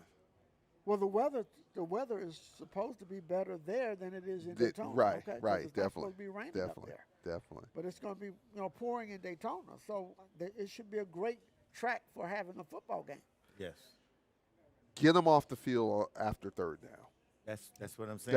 That's major You got key. to be proficient on third down. You got to stop them. That's why if you win first down, you're going to put them in a bad position. And it has to stay like that the whole game. If we continue the offensive production and scoring, we're going to force them to panic. That's what we want them to do. We're really going to take them out of the comfort zone for just trying to run it. So we got to match their scoring or either surpass that, moving into the game. Because if we get a lead and we start to stretch it a little bit, they're going to have to come out of their bag. Yes, sir. They're going to start doing things they don't really right, like to do. Literally. And I'm saying this: if they do get out of their bag and they start putting the ball in the air, I kind of like our cornerbacks. Well, Expect the gadget back there. You remember when we went up there, I think it was 2 years ago, and we played them a heck of a game in the Should've first won that half, game. And they ran a double reverse in the end zone and threw the ball down the field, and the guy made a miraculous catch. Yeah. They were threatened by us, even though we were one-dimensional. Yeah. Right. So they showed a degree of desperation to call that play, because they called that from the end zone. Mm-hmm. Right. Yes. So those are the keys, guys. Just maintaining, winning the turnover battle against them, winning field position against them, and that's where it comes down to special teams. Like you said earlier, flipping the field, our defense getting them out, 3 and out, 3 and out, 3 and out. One of the things Coach Pimpleton has done really well, he's taken what the defense has given him. That's right. And that's what we need to continue to do. Every defense has a weakness. Yes. And they show it to you in schematics. And so you take what they're offering us and make them stop that. Make them adjust to something else. But don't get greedy. No. Stay on schedule. Stay on schedule. Make first downs, matriculate the football down, and be patient and play good, solid And it'll football. come to you. That's right. That's right. It'll come to you. Who's going to be the first to blink? Right. Keep on hitting them on their chin. That's and exactly you make right. them blink. Get them in the nose. Yeah. Keep on. But it should be a good game, though. Definitely. This game. Well, I definitely think goes this is as they have in years past. starting SWAC. It starts at At 4, 5 o'clock Central. 3 Yep. time. And everybody else, we only have I believe Grambling and Florida A&M and Mississippi Valley. Yeah, are all not playing. You know, that game got postponed. So Right. And I don't know whether Grambling just had a regular off week by week, but it's a fairly light slate. Yes, it is. It's just 4 games. guys, that'll take us right into our Say It With Your Chest live call-in segment. Like to shout out everyone on Facebook and YouTube. Thank you for tuning in with us. Shout out to Miss Anika Hurd. She said, "Hey, Mr. Larry, how are you?" I said hi. Yes, sir. Yes, sir. So 386-287-1226. 386-287-1226. That is the number to speak to the Hail Wildcats Gridiron Gang here on the Hail Wildcats Gridiron Show. We want to hear from you. We can talk about this past weekend's contest where we beat Alabama A&M, or we could talk about Alabama State. Yeah, we can With our also talk about Joe Bullock and Florida A&M. You know, 'cause that's a hot commodity. Going Big on. Ten stack, huh? Yes, sir. Yeah, Big Ten stack. I thought they would never address them, Joe, because Joe shows out at the Classic every year. He got something smart to say. Yeah, it was time. I mean, I was surprised that the SWAC fined A&M $10,000. Well, I think it just shows you the egregious nature of that comment. Yes. It was. And again, It was out of place. I don't have a problem with, he talks about band banter and fun and what have you. But if you want to talk about Alabama State band, I got a problem. But when you isolate those young ladies, Yeah, he should have done that. that's over the line. Yeah. That's Very much so. inexcusable. And he knows better as a 72-year-old man. If he doesn't, he must have dementia. Could be. Literally. I mean, because each one of those young ladies had a mother and a father. Oh, absolutely. So. And in the present nature of the culture that we're facing today, Oh, in for this sure. country, Yeah. you can't go there. The craziest thing is it kind of hits home to us as Wildcats because Tanya Evans' sister.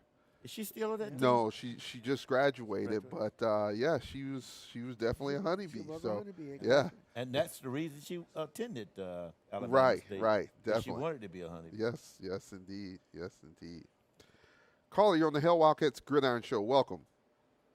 Hello. How are you all doing down there in the Sunshine State? This is Chuck Hunt calling from Monroe, Louisiana. Good, Chuck. How are you doing, man? And just a week of work. That's about it. I've about coming close to the end of another week, and something. Now we're in another month. Man, time's flying. Oh Before man, you know time it, is here flying comes the by. holiday. Yes, indeed. Yes, indeed, man. How's it been going? Did you go to any games this past weekend, Chuck? Oh no, I just stayed home and relaxed. You know, And after, watch after a football. week of work. Yeah, Yeah, just watch football. And I watched the game. I watched the game of watch Alabama State beat up on Florida A&M, and I see you all are going to be facing Alabama State. I'm gonna tell you some two young men, Jamari Holtzclaw and Marcus Harris. That running game they pounded on FAMU, and what that did, that took a load off of Andrew Body. Right. Definitely did. But we're gonna put the load right back on them, because if you shut that game down, then it's going to put that load right back on Body. So I feel our guys will be prepared. I think it's going to be an offensive battle because, man, I looked at you all's offense. You have an explosive offense down there. I know you try. I know the defense is a work in progress, and but that offense. I'm looking at you all against Alabama A&M. Yeah, you all came ready. You all have some athletes on that team, and I was looking at the way you all play. I hadn't seen athletes like that in a long. I know Jenkins had him, and before him, Alvin Wyatt. Right. And, Right. Yeah, you all have the thing about it, you never know what's going to come for you all. When they're counting you all out, and you've shown it. Hey, that's look, a you're not out of it. will in a way. Started with $1.50 and 5 little girls. Yes. Hey, you know what? You three. I got a chance to. What happened? I know the game was on Swag TV, but I like that boot camp, the one with Mike Truello and Darold. Oh yeah, Darold D. Yeah, definitely, man. We're coming, man. We're coming, and we're coming strong, and no one should count that little school out in Daytona. Hey, I remember you all in the past. I remember first hearing about you all back when Larry Little was coaching, and that's the first time I had ever seen you all. You all came to Grambling back in 1984 when I was a kid. That's when I first heard of Bethune-Cookman, and you all are not a. I remember those teams, and you all were not a slouch, and that's why sometimes you tell these young people that they start talking about it starts some team that come out. You hear these young people say, oh, they're trash. But I'm telling you, Bethune-Cookman had a great team. Then he started telling about Delaware State. Look at what Deshaun Jackson's done. This did not start with Deshaun Jackson. That started just going back to Joe Perzicki and Bill Cullen. Right, yeah, definitely. With Delaware State. I know you all saw them, saw a lot of them during those times. The MEAC years. Yeah. Yeah. Took a L from him one of the last times. Yeah. That 1984 game that Chuck was talking about, I drove out there from Daytona. That was my first time driving and last time. You drove to Grambling? I drove all the way to Grambling. Yeah, and I drove all the way to Grambling. We drove. Okay. We left on a Friday night. Bro, and we didn't get there. We didn't get there until Saturday afternoon. That's a rough trip driving from Jackson there. That is. And then we found out when we got there, not that anybody drinks, but it was a dry county. I was like, oh my goodness. Oh yeah, Ruston. Yeah, you know what? That's changed. You know what, Mr. Wesley? That has changed now. Grambling. Grambling was the wet area. Ruston's dry area. Right. But now Ruston has become the wet area. They can sell liquor in Ruston. Really? That has changed. They passed it. They had an election that passed. They realized Grambling. How the people used to go from Ruston over to Grambling to get their to get the liquor because they would line up at those stores. Yeah, because it was dry. I think they realized they were losing out on that revenue as well. Yeah, I'm certain they were. I'm certain they were. Yes. Right on. And they're going to get a Buc-ee's. Buc-ee's is going to be built man. Well, they first class now. They got a Buc-ee's. Will be there next year. Dang. That's okay. We'll bring it with us as we travel out there. I certainly will. You can be off the interstate? Yes, sir. We'll be out there to see you, Chuck, in next month, man. We'll definitely. Oh, yeah. I hope it'll be around. The creek don't rise, good Lord willing. Yes, sir. Indeed. I'll be around. And yes. That'd be great to see you all as well. Yeah, because, definitely. That'd be a battle of Dr. Mary McLeod Bethune meeting Charles P. Adams. Yes, sir. Adams. Yes, Yes, sir. indeed. Yes, sir. indeed. Definitely. We look forward to it. Let us get this win against the Hornets this weekend, and then we'll. Yeah, because Grambling office with their Yeah. homecoming. Grambling's homecoming is coming up next Saturday, playing Texas Southern. Texas Southern, it's not what people thought Texas Southern was going to become. I don't know. And Chris Dishman, I don't know what they might have up their sleeve. Yeah, I just. It's kind of touch and go for them. Yeah, I felt so bad for Valley Saturday. Yeah, and you know what? It's something. They supposed to have that game. They had weekend, it. But it They didn't- had it it, didn't man. touch. And then what happened? Then you know the thing about you can't just say, oh, you have a game in Atlanta, and you can't just it's not being promoted. And I said they put it off until November 29th. we had a batch of that, so yeah. Yeah, because you all supposed to play in Tampa, but they ended up moving back Next, to Daytona Beach. yeah, is that next correct? weekend against Southern. Southern. But yeah, it's The back here. very in Daytona. first time Southern has ever come to Daytona. Same promoter. That's the first time ever. Okay. Ever. Yeah. They've been to other cities in Daytona. In Florida. They've been to Jacksonville. We've played them there a couple of times. Yes. But Yes. they've never been to Daytona Beach in the history of our That's playing. something, man. I just learned something. Last time they were supposed to come, we took the game to Jacksonville. To Jacksonville. Well, Oh, Jacksonville, okay. yeah. They came the year after we played Dion in Jacksonville the previous year, and then Southern. They moved the Southern game to Jacksonville the very next year. So this will be the very first time in the history. Okay, that's great to get. And hopefully you probably show out on hey, they catching it right now. The only hope they have on that team with Southern is Trey Holly. Trey Holly's from my area. He's from my neighboring parish. Really? From my Union Parish, from Farmerville, Louisiana.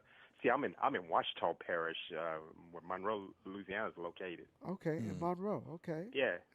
Yeah, that Trey Holly, that young man was tough in high school. Oh man. And man, he was something to watch. And he played on some teams. They went to 3 state championship appearances. Didn't win the state championship, but right after he left, they won the state championship.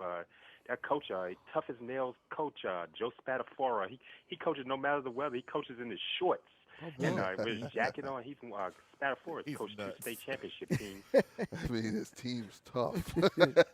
Oh yeah. Yeah, they man, get it he's from the something. head coach. But the thing about it, when they go to the state championship, he don't have to worry about that because they play the In the high school dome, football yeah. state championship, Yeah. but don't. Yeah. Right on. Yeah. Yeah. Right That's on. interesting. Well, Chuck, cheers on this weekend, man. We're going into the Hornets' nest, and Oh yeah. we're going to you're come the out Hornets, man. victorious. We pray we come out victorious. So, yeah. It could happen with what you all did against Alabama A&M. Hey, to show you there's promise for you all. There is and promise. That's where I'm There's going to land definitely on. promise. There's definitely promise. So, Chuck, we'll talk to you next week, man. Next Thursday. We look forward to hearing from you. Thanks for calling in, and you got the floor to say what you're supposed to say, Chuck.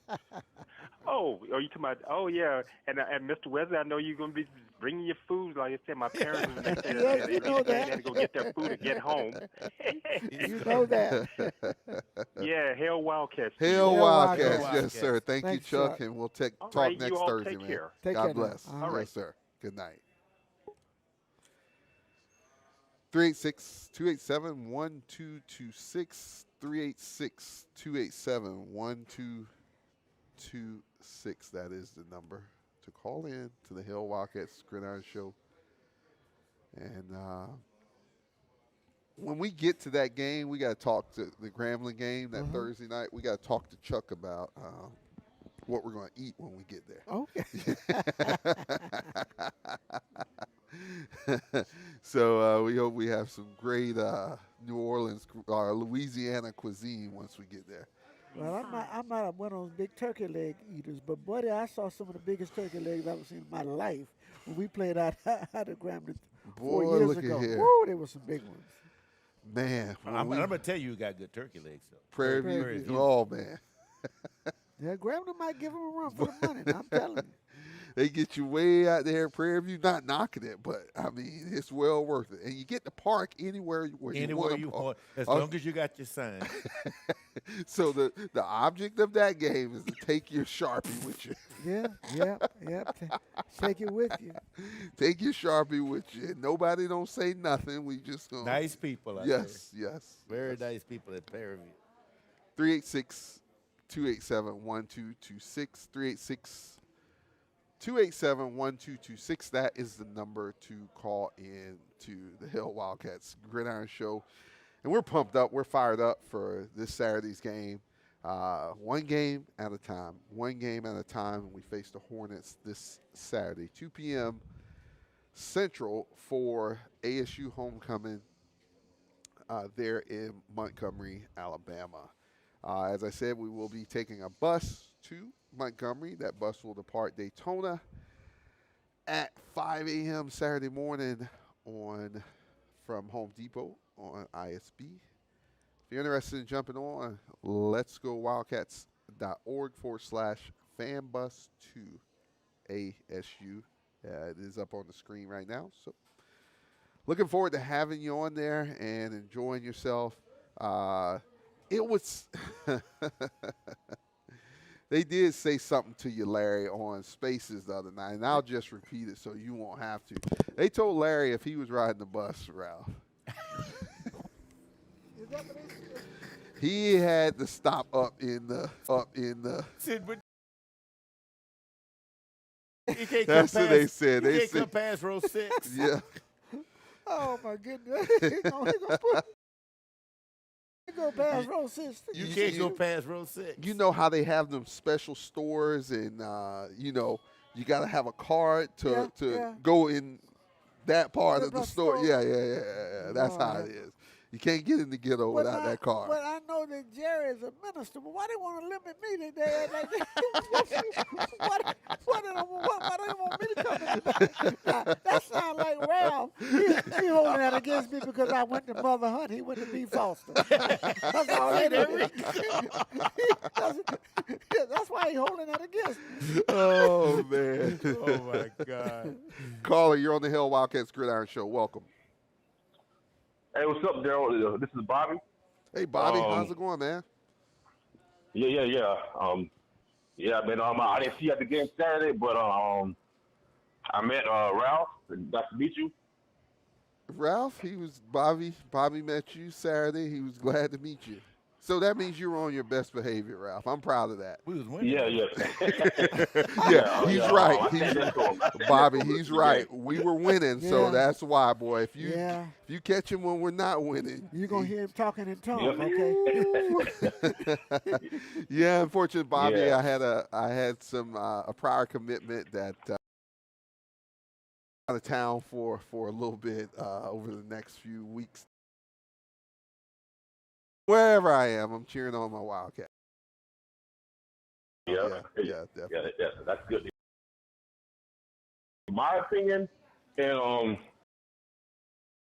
like 16.5 or underdog. And looking at the Alabama State defense,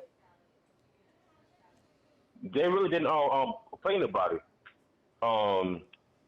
They played against a Division II Miles, Southern, and they played against FAMU. Right. And in my opinion, neither of those teams can actually score. Right. So like for me, in my opinion, I think like it's a 50-50 matchup. Definitely. I agree. Definitely. So you got a prediction for us? So, you know what? This is a no-holds-barred show. We don't hold back, so go ahead. No, I got 34-31 Wildcat. 34-31, good guys. Don't it feel good to win? Don't it feel good? Yes, sir. Don't it feel good to win? Let's go. Let's get another one. He might cave his chest in Saturday. Maybe. Yeah, me too. Definitely. Definitely. But that's my prediction, 34-31, field goal. All right. We love to hear it, Bobby, man. Thank you for calling in to the Hail Wildcats Gridiron Show, and we look forward to hearing from you next week. Sounds good. Yeah, all right, man. Take All right, care. have a good night. Yes, sir. Take care. 386-287-1226, 386-287-1226. Now let's get back to B. Foster. I just cannot believe I'm sitting there saying they're going to discriminate against me from going in the back. Now, you know, I know that bothers I you, don't Larry. understand that, but I mean, you know, just because my mother was a teacher, you know, that you ain't got to treat me like that. You know what I mean? Even Jerry say it's so bad they won't even let him go to the bathroom back there. He said he couldn't even get to the bathroom. I said, now that's discriminatory for real right there. Now there is no lie, and I won't call no names, but there is somebody who sits on the back of the bus like a ball hawk, and she don't miss nothing. Yes, it's a female. She don't miss nothing, and you might get asked the question, "What you doing back here?" What? It's that bad. What and I just sit over in my little cubby hole. Boy. Hey, the ghetto has no forgiveness in it. Man. Once you step in that lair, oh my. But see, somehow I'm gonna get you back there, Larry. I just believe that Ralph had something to do with this. No. I know. Oh, hey, I will say it like this: because Ralph has had other engagements to attend, he gonna catch it too. Oh, okay. He'll get back there, but he gonna catch it. Oh my goodness. Because they tell him at tailgates, where have you been? And they call him out, especially Coach Emma Price. I'll call her name. Well, she is rough as a guff. She be about to make Ralph run up and down the lanes at the stadium because he missed games.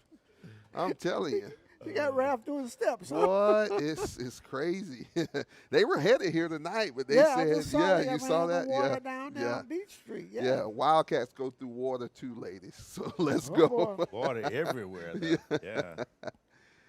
386-287-1226, 386-287-1226. And you had a beef with Larry about something else? Yeah, he said beef see, he thinks that he's been discriminated against because he went to the rich kindergarten. It wasn't no rich kindergarten. And all the poor people was there at B. Foster. Wait a minute. Y'all need to stop that, you know. Oh, my goodness. Wow. You could tell the Mother Hut kid. Wait. Now my Mother Hunt alumni, they're going to get together on this. We really are. Oh, man. Wow. Guys, it's always fun. We can get together and laugh, and it makes it so much more enjoyable when it's with a victory. And I want to say this for our fans. We have the opportunity to go in there and get a W on Saturday. We have the team to do so. We have the staff. We have all of that. But if we don't, and I want to set these expectations, if we don't, all is not over. Don't give up on do not give up on these guys. And we have a heck of a homestand coming up, okay? Yes, sir. Right. Getting that Southern game back in Daytona. Yes. That was a blessing. It really was. That was a blessing. Yes. It was truly a blessing, Ralph. And so this is a long season, and our team is playing as well as it has played in a number of years. In a number of years, and they're going to keep. They're going to keep on. And the reason I said what I said, we could have packed it in after the South Carolina State game. Yeah. They come back out. They do what they need to in the second half, and they believe. Yeah. Then you start winning. And what is winning? Infectious. Yes. It's infectious. I was driving back from Jacksonville on the phone in the truck, talking to Reggie Thomas, Assistant Commissioner SWAC. And when I started talking with him, Cookman was way behind. Uh-huh. And I knew we were behind because once I got in the truck, I couldn't watch the game phone. And Reggie said, man, he said, these people coming back. He said, this ain't no joke. I said, what do you mean? He said, they done scored 3 touchdowns. I said, what? He said, yeah. I said, what's the score now? So he told me, I said, we're back in this thing. Yes, sir. So I said to myself right then, well, that said to me, win, lose, or draw, there's some fight left in these guys. For sure. This team has a totally different mindset than the teams we've had the last 3 or 4 years. This team is totally different. And I think it's going to get. It is. Even if we stumble Saturday, which I'm thinking we aren't, pretty good. I like our chances, actually. Yeah. Well, as I said before, you look at these rankings that we have here, the power rankings. By the time we get to Jackson State, I think we would be favored in every game. Yes. Particularly if our offense continues to put up gaudy numbers. Yes. And so, you you play the game one at a time. But sometimes, as armchair coaches, you tend to want to peek ahead. But the bottom line is that the schedule sets up really well for us. It really does. Yep. It really does. Yep. And I think that was some of what you saw in the locker room the other day because, hey, if I can keep these guys locked in and we keep our heads in there like we should, you can roll. Yeah. You can definitely roll. I there's a belief that's catching. It is. It really is. There definitely is. Man, I'd like to welcome in Jerry. You on there with us? I'm on there with you. All right. I wanted to be here earlier, but this little thing called a job, it feels like work sometimes. Boy, I'm telling you. I know what you mean, Jerry. I know what you mean, man. Yes, indeed. Yeah. Jerry, give us your game plan for this Saturday against the Hornets. Game plan. Let's start with the defense because I think that's where I think Bethune-Cookman's chances hinges upon the defensive performance. So defensively, shout out to Alabama State. That's probably the best offensive line that we'll face in the SWAC. They're comparable to South Carolina State, if not better. Those guys move people. And so they're going to try to run the ball down our throats because that's what they do. So game plan, first and foremost, is you have got to be sound in your gap integrity. That is for their run game with their running backs, but it's also true of the quarterback run, rather it be design runs, RPO, zone read, what have you, or even in pass, when you're in passing situations, he's still a runner. So first and foremost, everybody's got to play disciplined football, gap integrity, rush integrity. You can't get too far up the field when you come in for this guy. You got to stay in your lanes and you got to be disciplined on defense. First and foremost, we got to be disciplined. I personally, again, would like to see us do a little bit more in the way of mixing up our fronts a little bit. Just again, because they like to just push you. And so bully they need to know they want to play bully ball. Yeah. So, sometimes when, that happens, they turn around and hand it off. That's one thing. But when they're, you kind of do some things, a little bit of schematic things in there, sometimes make those guys guess. And they might go to block the wrong guy. Right. So right. I like to mix up our fronts a little bit on defense. On offense, I think it's just more of the same. People are kind of giving Alabama State defense. They have a good defense. Don't get me wrong. It's not the same caliber of defense that we became accustomed with them, or from them when Ryan Lewis was the defensive coordinator. Still very good, but they had playmakers over there for the last several years that were they had guys in the secondary. They had guys that that it was hard to block, and they were very hard to block on the defensive line. So I don't think we have to do anything special, but go out and do what we have been doing on offense. We just can't turn the ball over. Can't turn the ball over. Definitely. So, with that being said, on offense, you go out, you do what you're supposed to do. If you have an opportunity to score touchdowns, score touchdowns. Can't settle for field goals. And, at the end of the day, if we go out and we're sound in our run fits, we're disciplined on defense, we play the offensive game that we have shown over these last several weeks, then we got a chance to spoil their homecoming. You heard it from the creator, Jerry himself. Yeah. And I'll say this. I'll tell you this. Now, the professor's always looking at these kind of trends and things. But so I learned from the best. But tell you this. For whatever reason, with scheduling, with hurricane disruptions, and all these other things, it's like, Bethune, we just couldn't catch a break, right? Right. You look up this year and you say, wait, hold on. Alabama State played Florida A&M last week. That's a big game for them. Big game for their fans, big game for their players.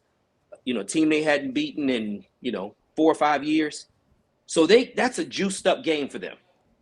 Next week they have Jackson State, and people are saying that's the de facto, SWAC East. That's what everybody's believing right now. That's the de facto SWAC East championship game. And then the week after that, they got Magic City Classic. And sandwiched in between all of that is this game against this little church school from the beach. Church school on the East Coast. On their homecoming. So Miss Mary is doing her thing, Larry. Yes, sir. And put us in that classic look ahead spot for them. And so, those guys, I don't necessarily advocate it, but I wouldn't snatch it out of their hand. They can go drink all the brown liquor they want over the next couple of days. All of the green. They can do whatever they want because they don't have anything to worry about facing Bethune-Cookman. Just look ahead to Jackson State. Look ahead to the Magic City. Just show up, give about 50% effort, and they don't have nothing to worry about. I hope that's our case. I hope that this is a little bit of a catch them looking ahead, and we hit them early, hit them hard, and see if we can get a lead on them before they catch their breath. I totally agree. And, just listening to Jerry talking a moment, I was sitting there for a moment thinking, there's something saying inside of me, and I don't mean to sound cliche. I know we got to outscore them to win. This game, we're going to have to score 40 points to beat these guys. Mm-hmm. I think if we score 40 points, we win. We put them in a bind. Because that takes them out of, not that they can't score, but that takes them out of what they want to really do. That makes them have Andrew Body put his Mr. Superman. His body on the line. Right. He didn't have to do anything against FAMU. Right. He didn't even have, that was a luxury for him. That was a luxury. Yeah. But there's something that tells me this ball game, literally, if Bethune-Cookman steps on the pedal and creates some distance in here and score some touchdowns instead of field goals, and we get up, it's going to create some panic. I really believe that. Definitely I really believe that. It feels different than the game we played in 2010 against South Carolina State. We knew State had a dominant defense, and nobody was thinking that we could score at all. We know our team can score. Yes. And so if it's a track meet, I love it. I love our chances. I really do. All right. So I want to make you guys this promise since I got Jerry and Larry here. And Larry's a little hurt, Jerry, because oh boy, he can't make it past seat 7. We'll let seat 6.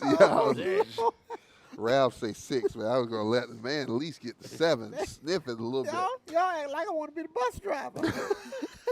Dog. Win the game Saturday, and the corridors open to the ghetto for anybody who want to come back. Of course, now I just want to let you guys know he does not have that authority. that belongs to Miss Ruthie Williams. He's talking way over his head. I'll have to check in with her about that, but I think I can get her to move a little bit. Miss Ruthie, I'm not moving to the ghetto. I'm not coming to the ghetto. I'm gonna be like George Jefferson. I got me a deluxe apartment in the sky. I'm gonna stay right there in row 4. Oh my goodness. Boy. And me and my Weezy, Karen, we gonna be right there. We'll get Larry a guest pass. Man, He gonna have a sack of food. Though. Yeah, oh, I know. Oh, he can come back there anytime. We might even kick somebody out of there. He gonna have a sack of food. Ralph. Jerry, tell us. I know we did last week, but tell us about Spaces, man. Tell us about Spaces and HailWildcats.com.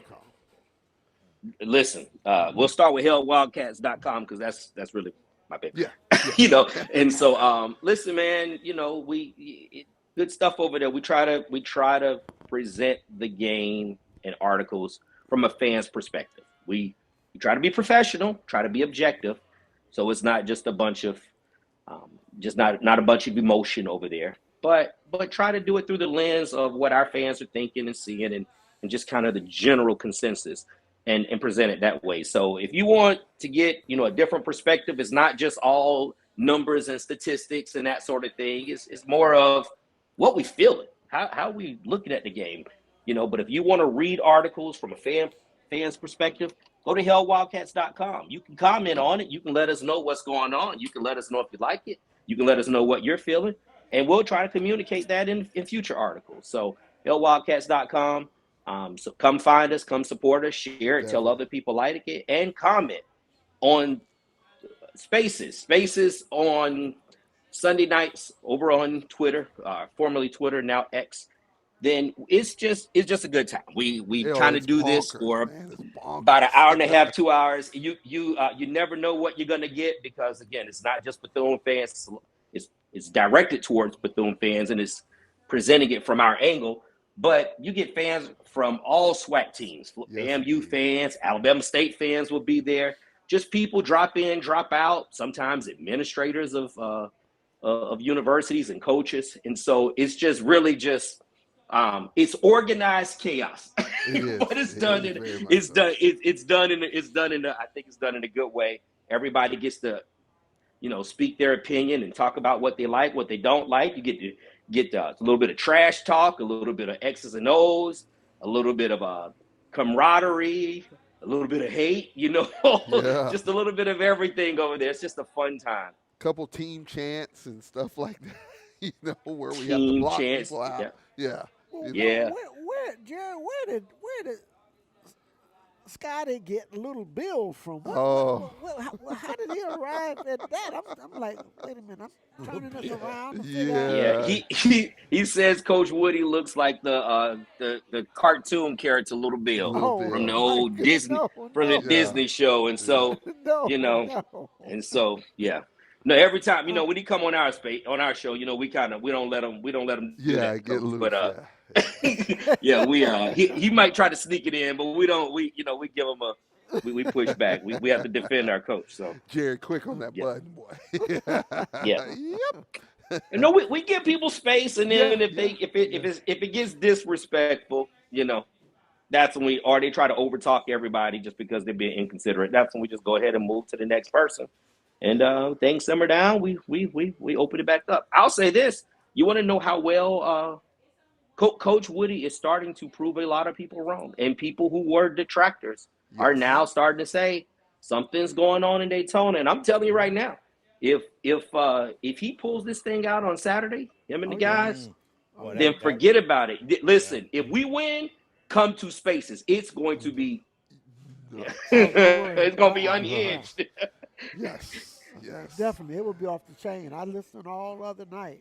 I know it's going to be off the chain if that happens. I mentioned earlier, Jerry, that even in the today on Roughing the SWAC, where they were picking the games for the week, I noticed a number of people picking Bethune-Cookman over Alabama and over Alabama State, and I didn't even see that coming. Yeah. These weren't just Cookman people. They were like Bethune-Cookman for the upset. I said, okay. Again, we're sitting in the perfect spot, right? If there was, they're going through the rough part of their schedule right now. We are too, but again, it's the rough part of their schedule, and these are highly emotional games. So again, this homecoming, there's already enough distractions, and again, just the teams playing. I think it's a good matchup in and of itself, and again. I think we can score points on these guys. I really think we can score points on them. And I think, again, to Larry's point, if we get out ahead and they have to chase, we can make them one-dimensional. That's exactly as good as Andrew Body is, as good as he is, and he's better than good. That's a great football player. But one thing he will do, if you force him into situations where he has to make a play, he's going to try to make a play. And he's going to give you 2 or 3 chances to turn the ball over. And so if they have to come from behind and he's got to go out and be a playmaker, he'll make some plays, but he'll give you an opportunity too. So no doubt about it. I know. And Jerry, we were talking earlier about the other game that intrigues me. I just think Jackson is living the dream. Me too. They're sleepwalking. I mean, they're Jackson, but they're not. I don't know if I think Alabama A&M can outscore them. I really believe that. I think that both of these games are going to be way more competitive than the outsider state, and it wouldn't. I think Alabama A&M has a really good shot to not just be competitive, but to win that game against Jackson State. I totally, particularly if Quad Brown plays, I believe that. I truly believe that. Yeah. Jerry, closing words, if you have any. Let's go beat these guys. There you go. Amen. No, sir. Don't it feel good to win? Yes, sir. Larry, closing words. Jerry put it on my mind. I got that old BC spirit. I feel Miss Bethune. We know she is guaranteed to show up sometime, and when she does, strange things happen. She shows out. She shows out. Yes, sir. You know, I'm telling you. So it's starting to feel that way, and I believe. I really believe. Definitely. And I think we can pull this thing off. Yes, sir. Ralph? You know, my comment is basically going to be about last week, and whoever made the decision at the stadium to allow both lanes to come into the game on the home side, we really do appreciate it. All the fans was elated. So whoever made that decision, whether the school or the city, they really, really appreciated it. But I know who made the recommendation. Yeah, I think I heard that made the recommendation. I heard that somewhere over on the lake. Yeah, I know that's where at the Hail Wildcats Gridiron Club tailgate, right? Yeah. Absolutely. They just made it a very pleasant experience for people. Yeah. Because during the Everett Water games, we still had people trying to get into the game in the third quarter. Definitely. Yeah. Definitely. That was a good one. And I don't know if you guys covered this earlier, but shout out to the crowd that did show up. I know some people stayed home probably because they thought, it was going to rain or whatever.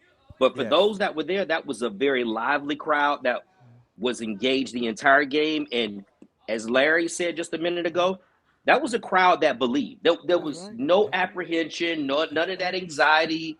They cheered the whole game, and there was an expectation that we were going to produce. And that's been since forever, since our crowd has had an expectation. Yes. So something feels different in the air. It does.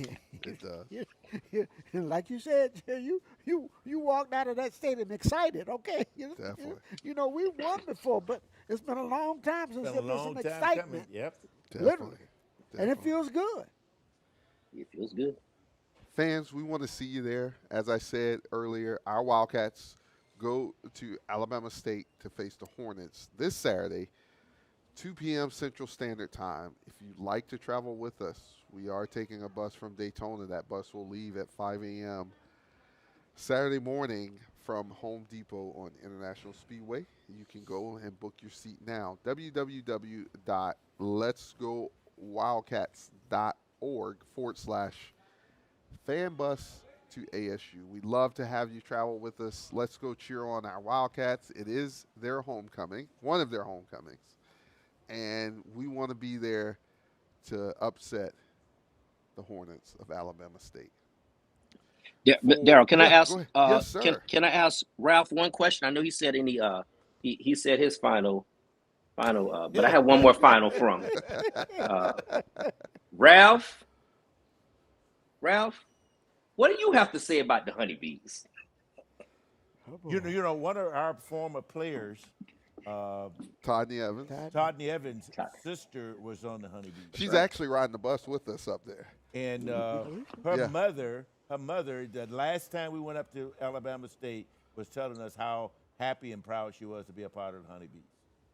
So that's family. Yeah. That's family. That's family. We don't let nobody mess with And family. by the way, they're from Delray too, so that's even making it even more family. Yep. I thought personally, I thought that guy, he said a lot of things that the classic that I thought was unnecessary, so it didn't surprise me. Yeah. Any of you guys helping with the GoFundMe? I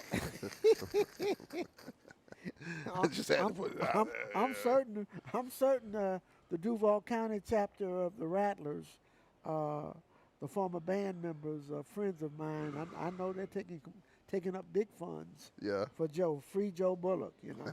Free Joe Bullock. Yeah, I said, boy, I tell you, sometimes everything in life, there's order in this universe. God created it, right? We know that.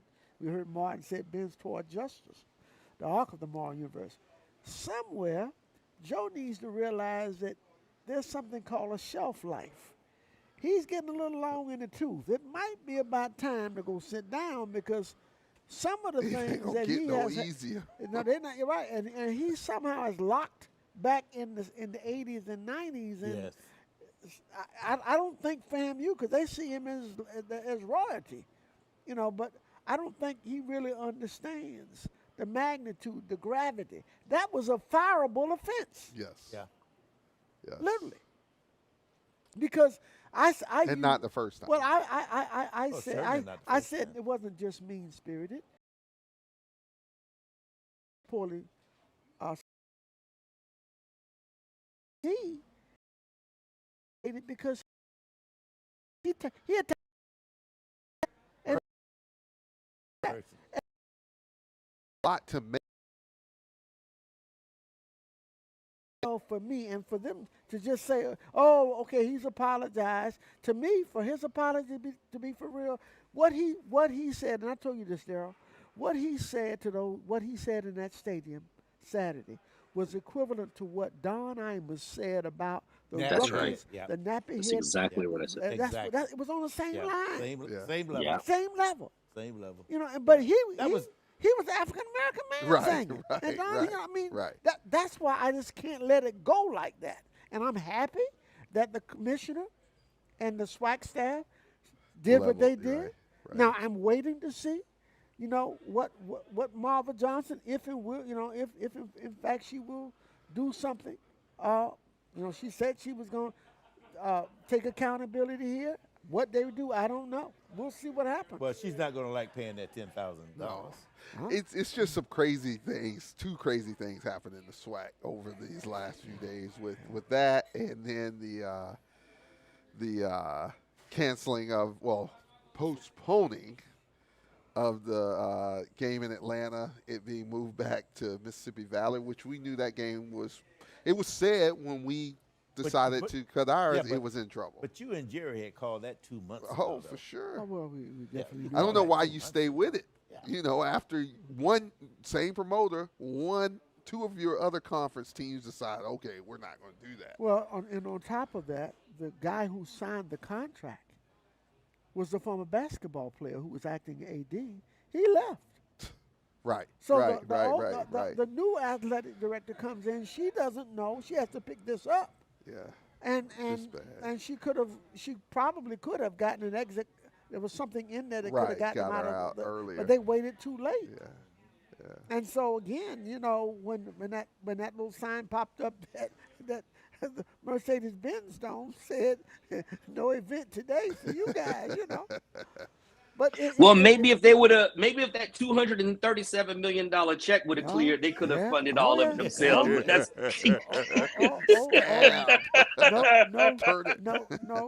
no doubt about it. I mean, I'm praying for our sister school. My dad finished from there, but Florida A&M right now is, to me, it looks like the epicenter of confusion. It is going on in Tallahassee right now. It You know, is. and I'm not picking at them, but they got some Just calling it decisions what to it make. is, yeah. It's what it is.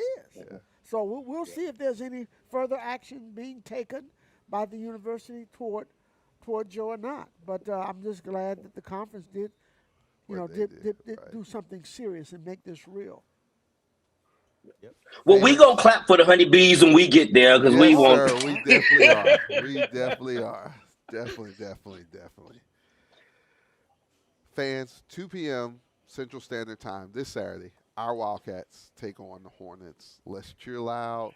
Let's cheer our guys on to victory. For Mr. Jerry Bell, Mr. Larry Wesley, Mr. Ralph Smith, I'm your host, Coach Darold Williams, signing off on the Hail Wildcats Gridiron Show. Let's go get them cats. Hail Wildcats. Yo, Wildcats. Hail Wildcats. Hail Wildcats. Good night. Good night. Ladies and gentlemen, the Bethune-Cookman University alma mater.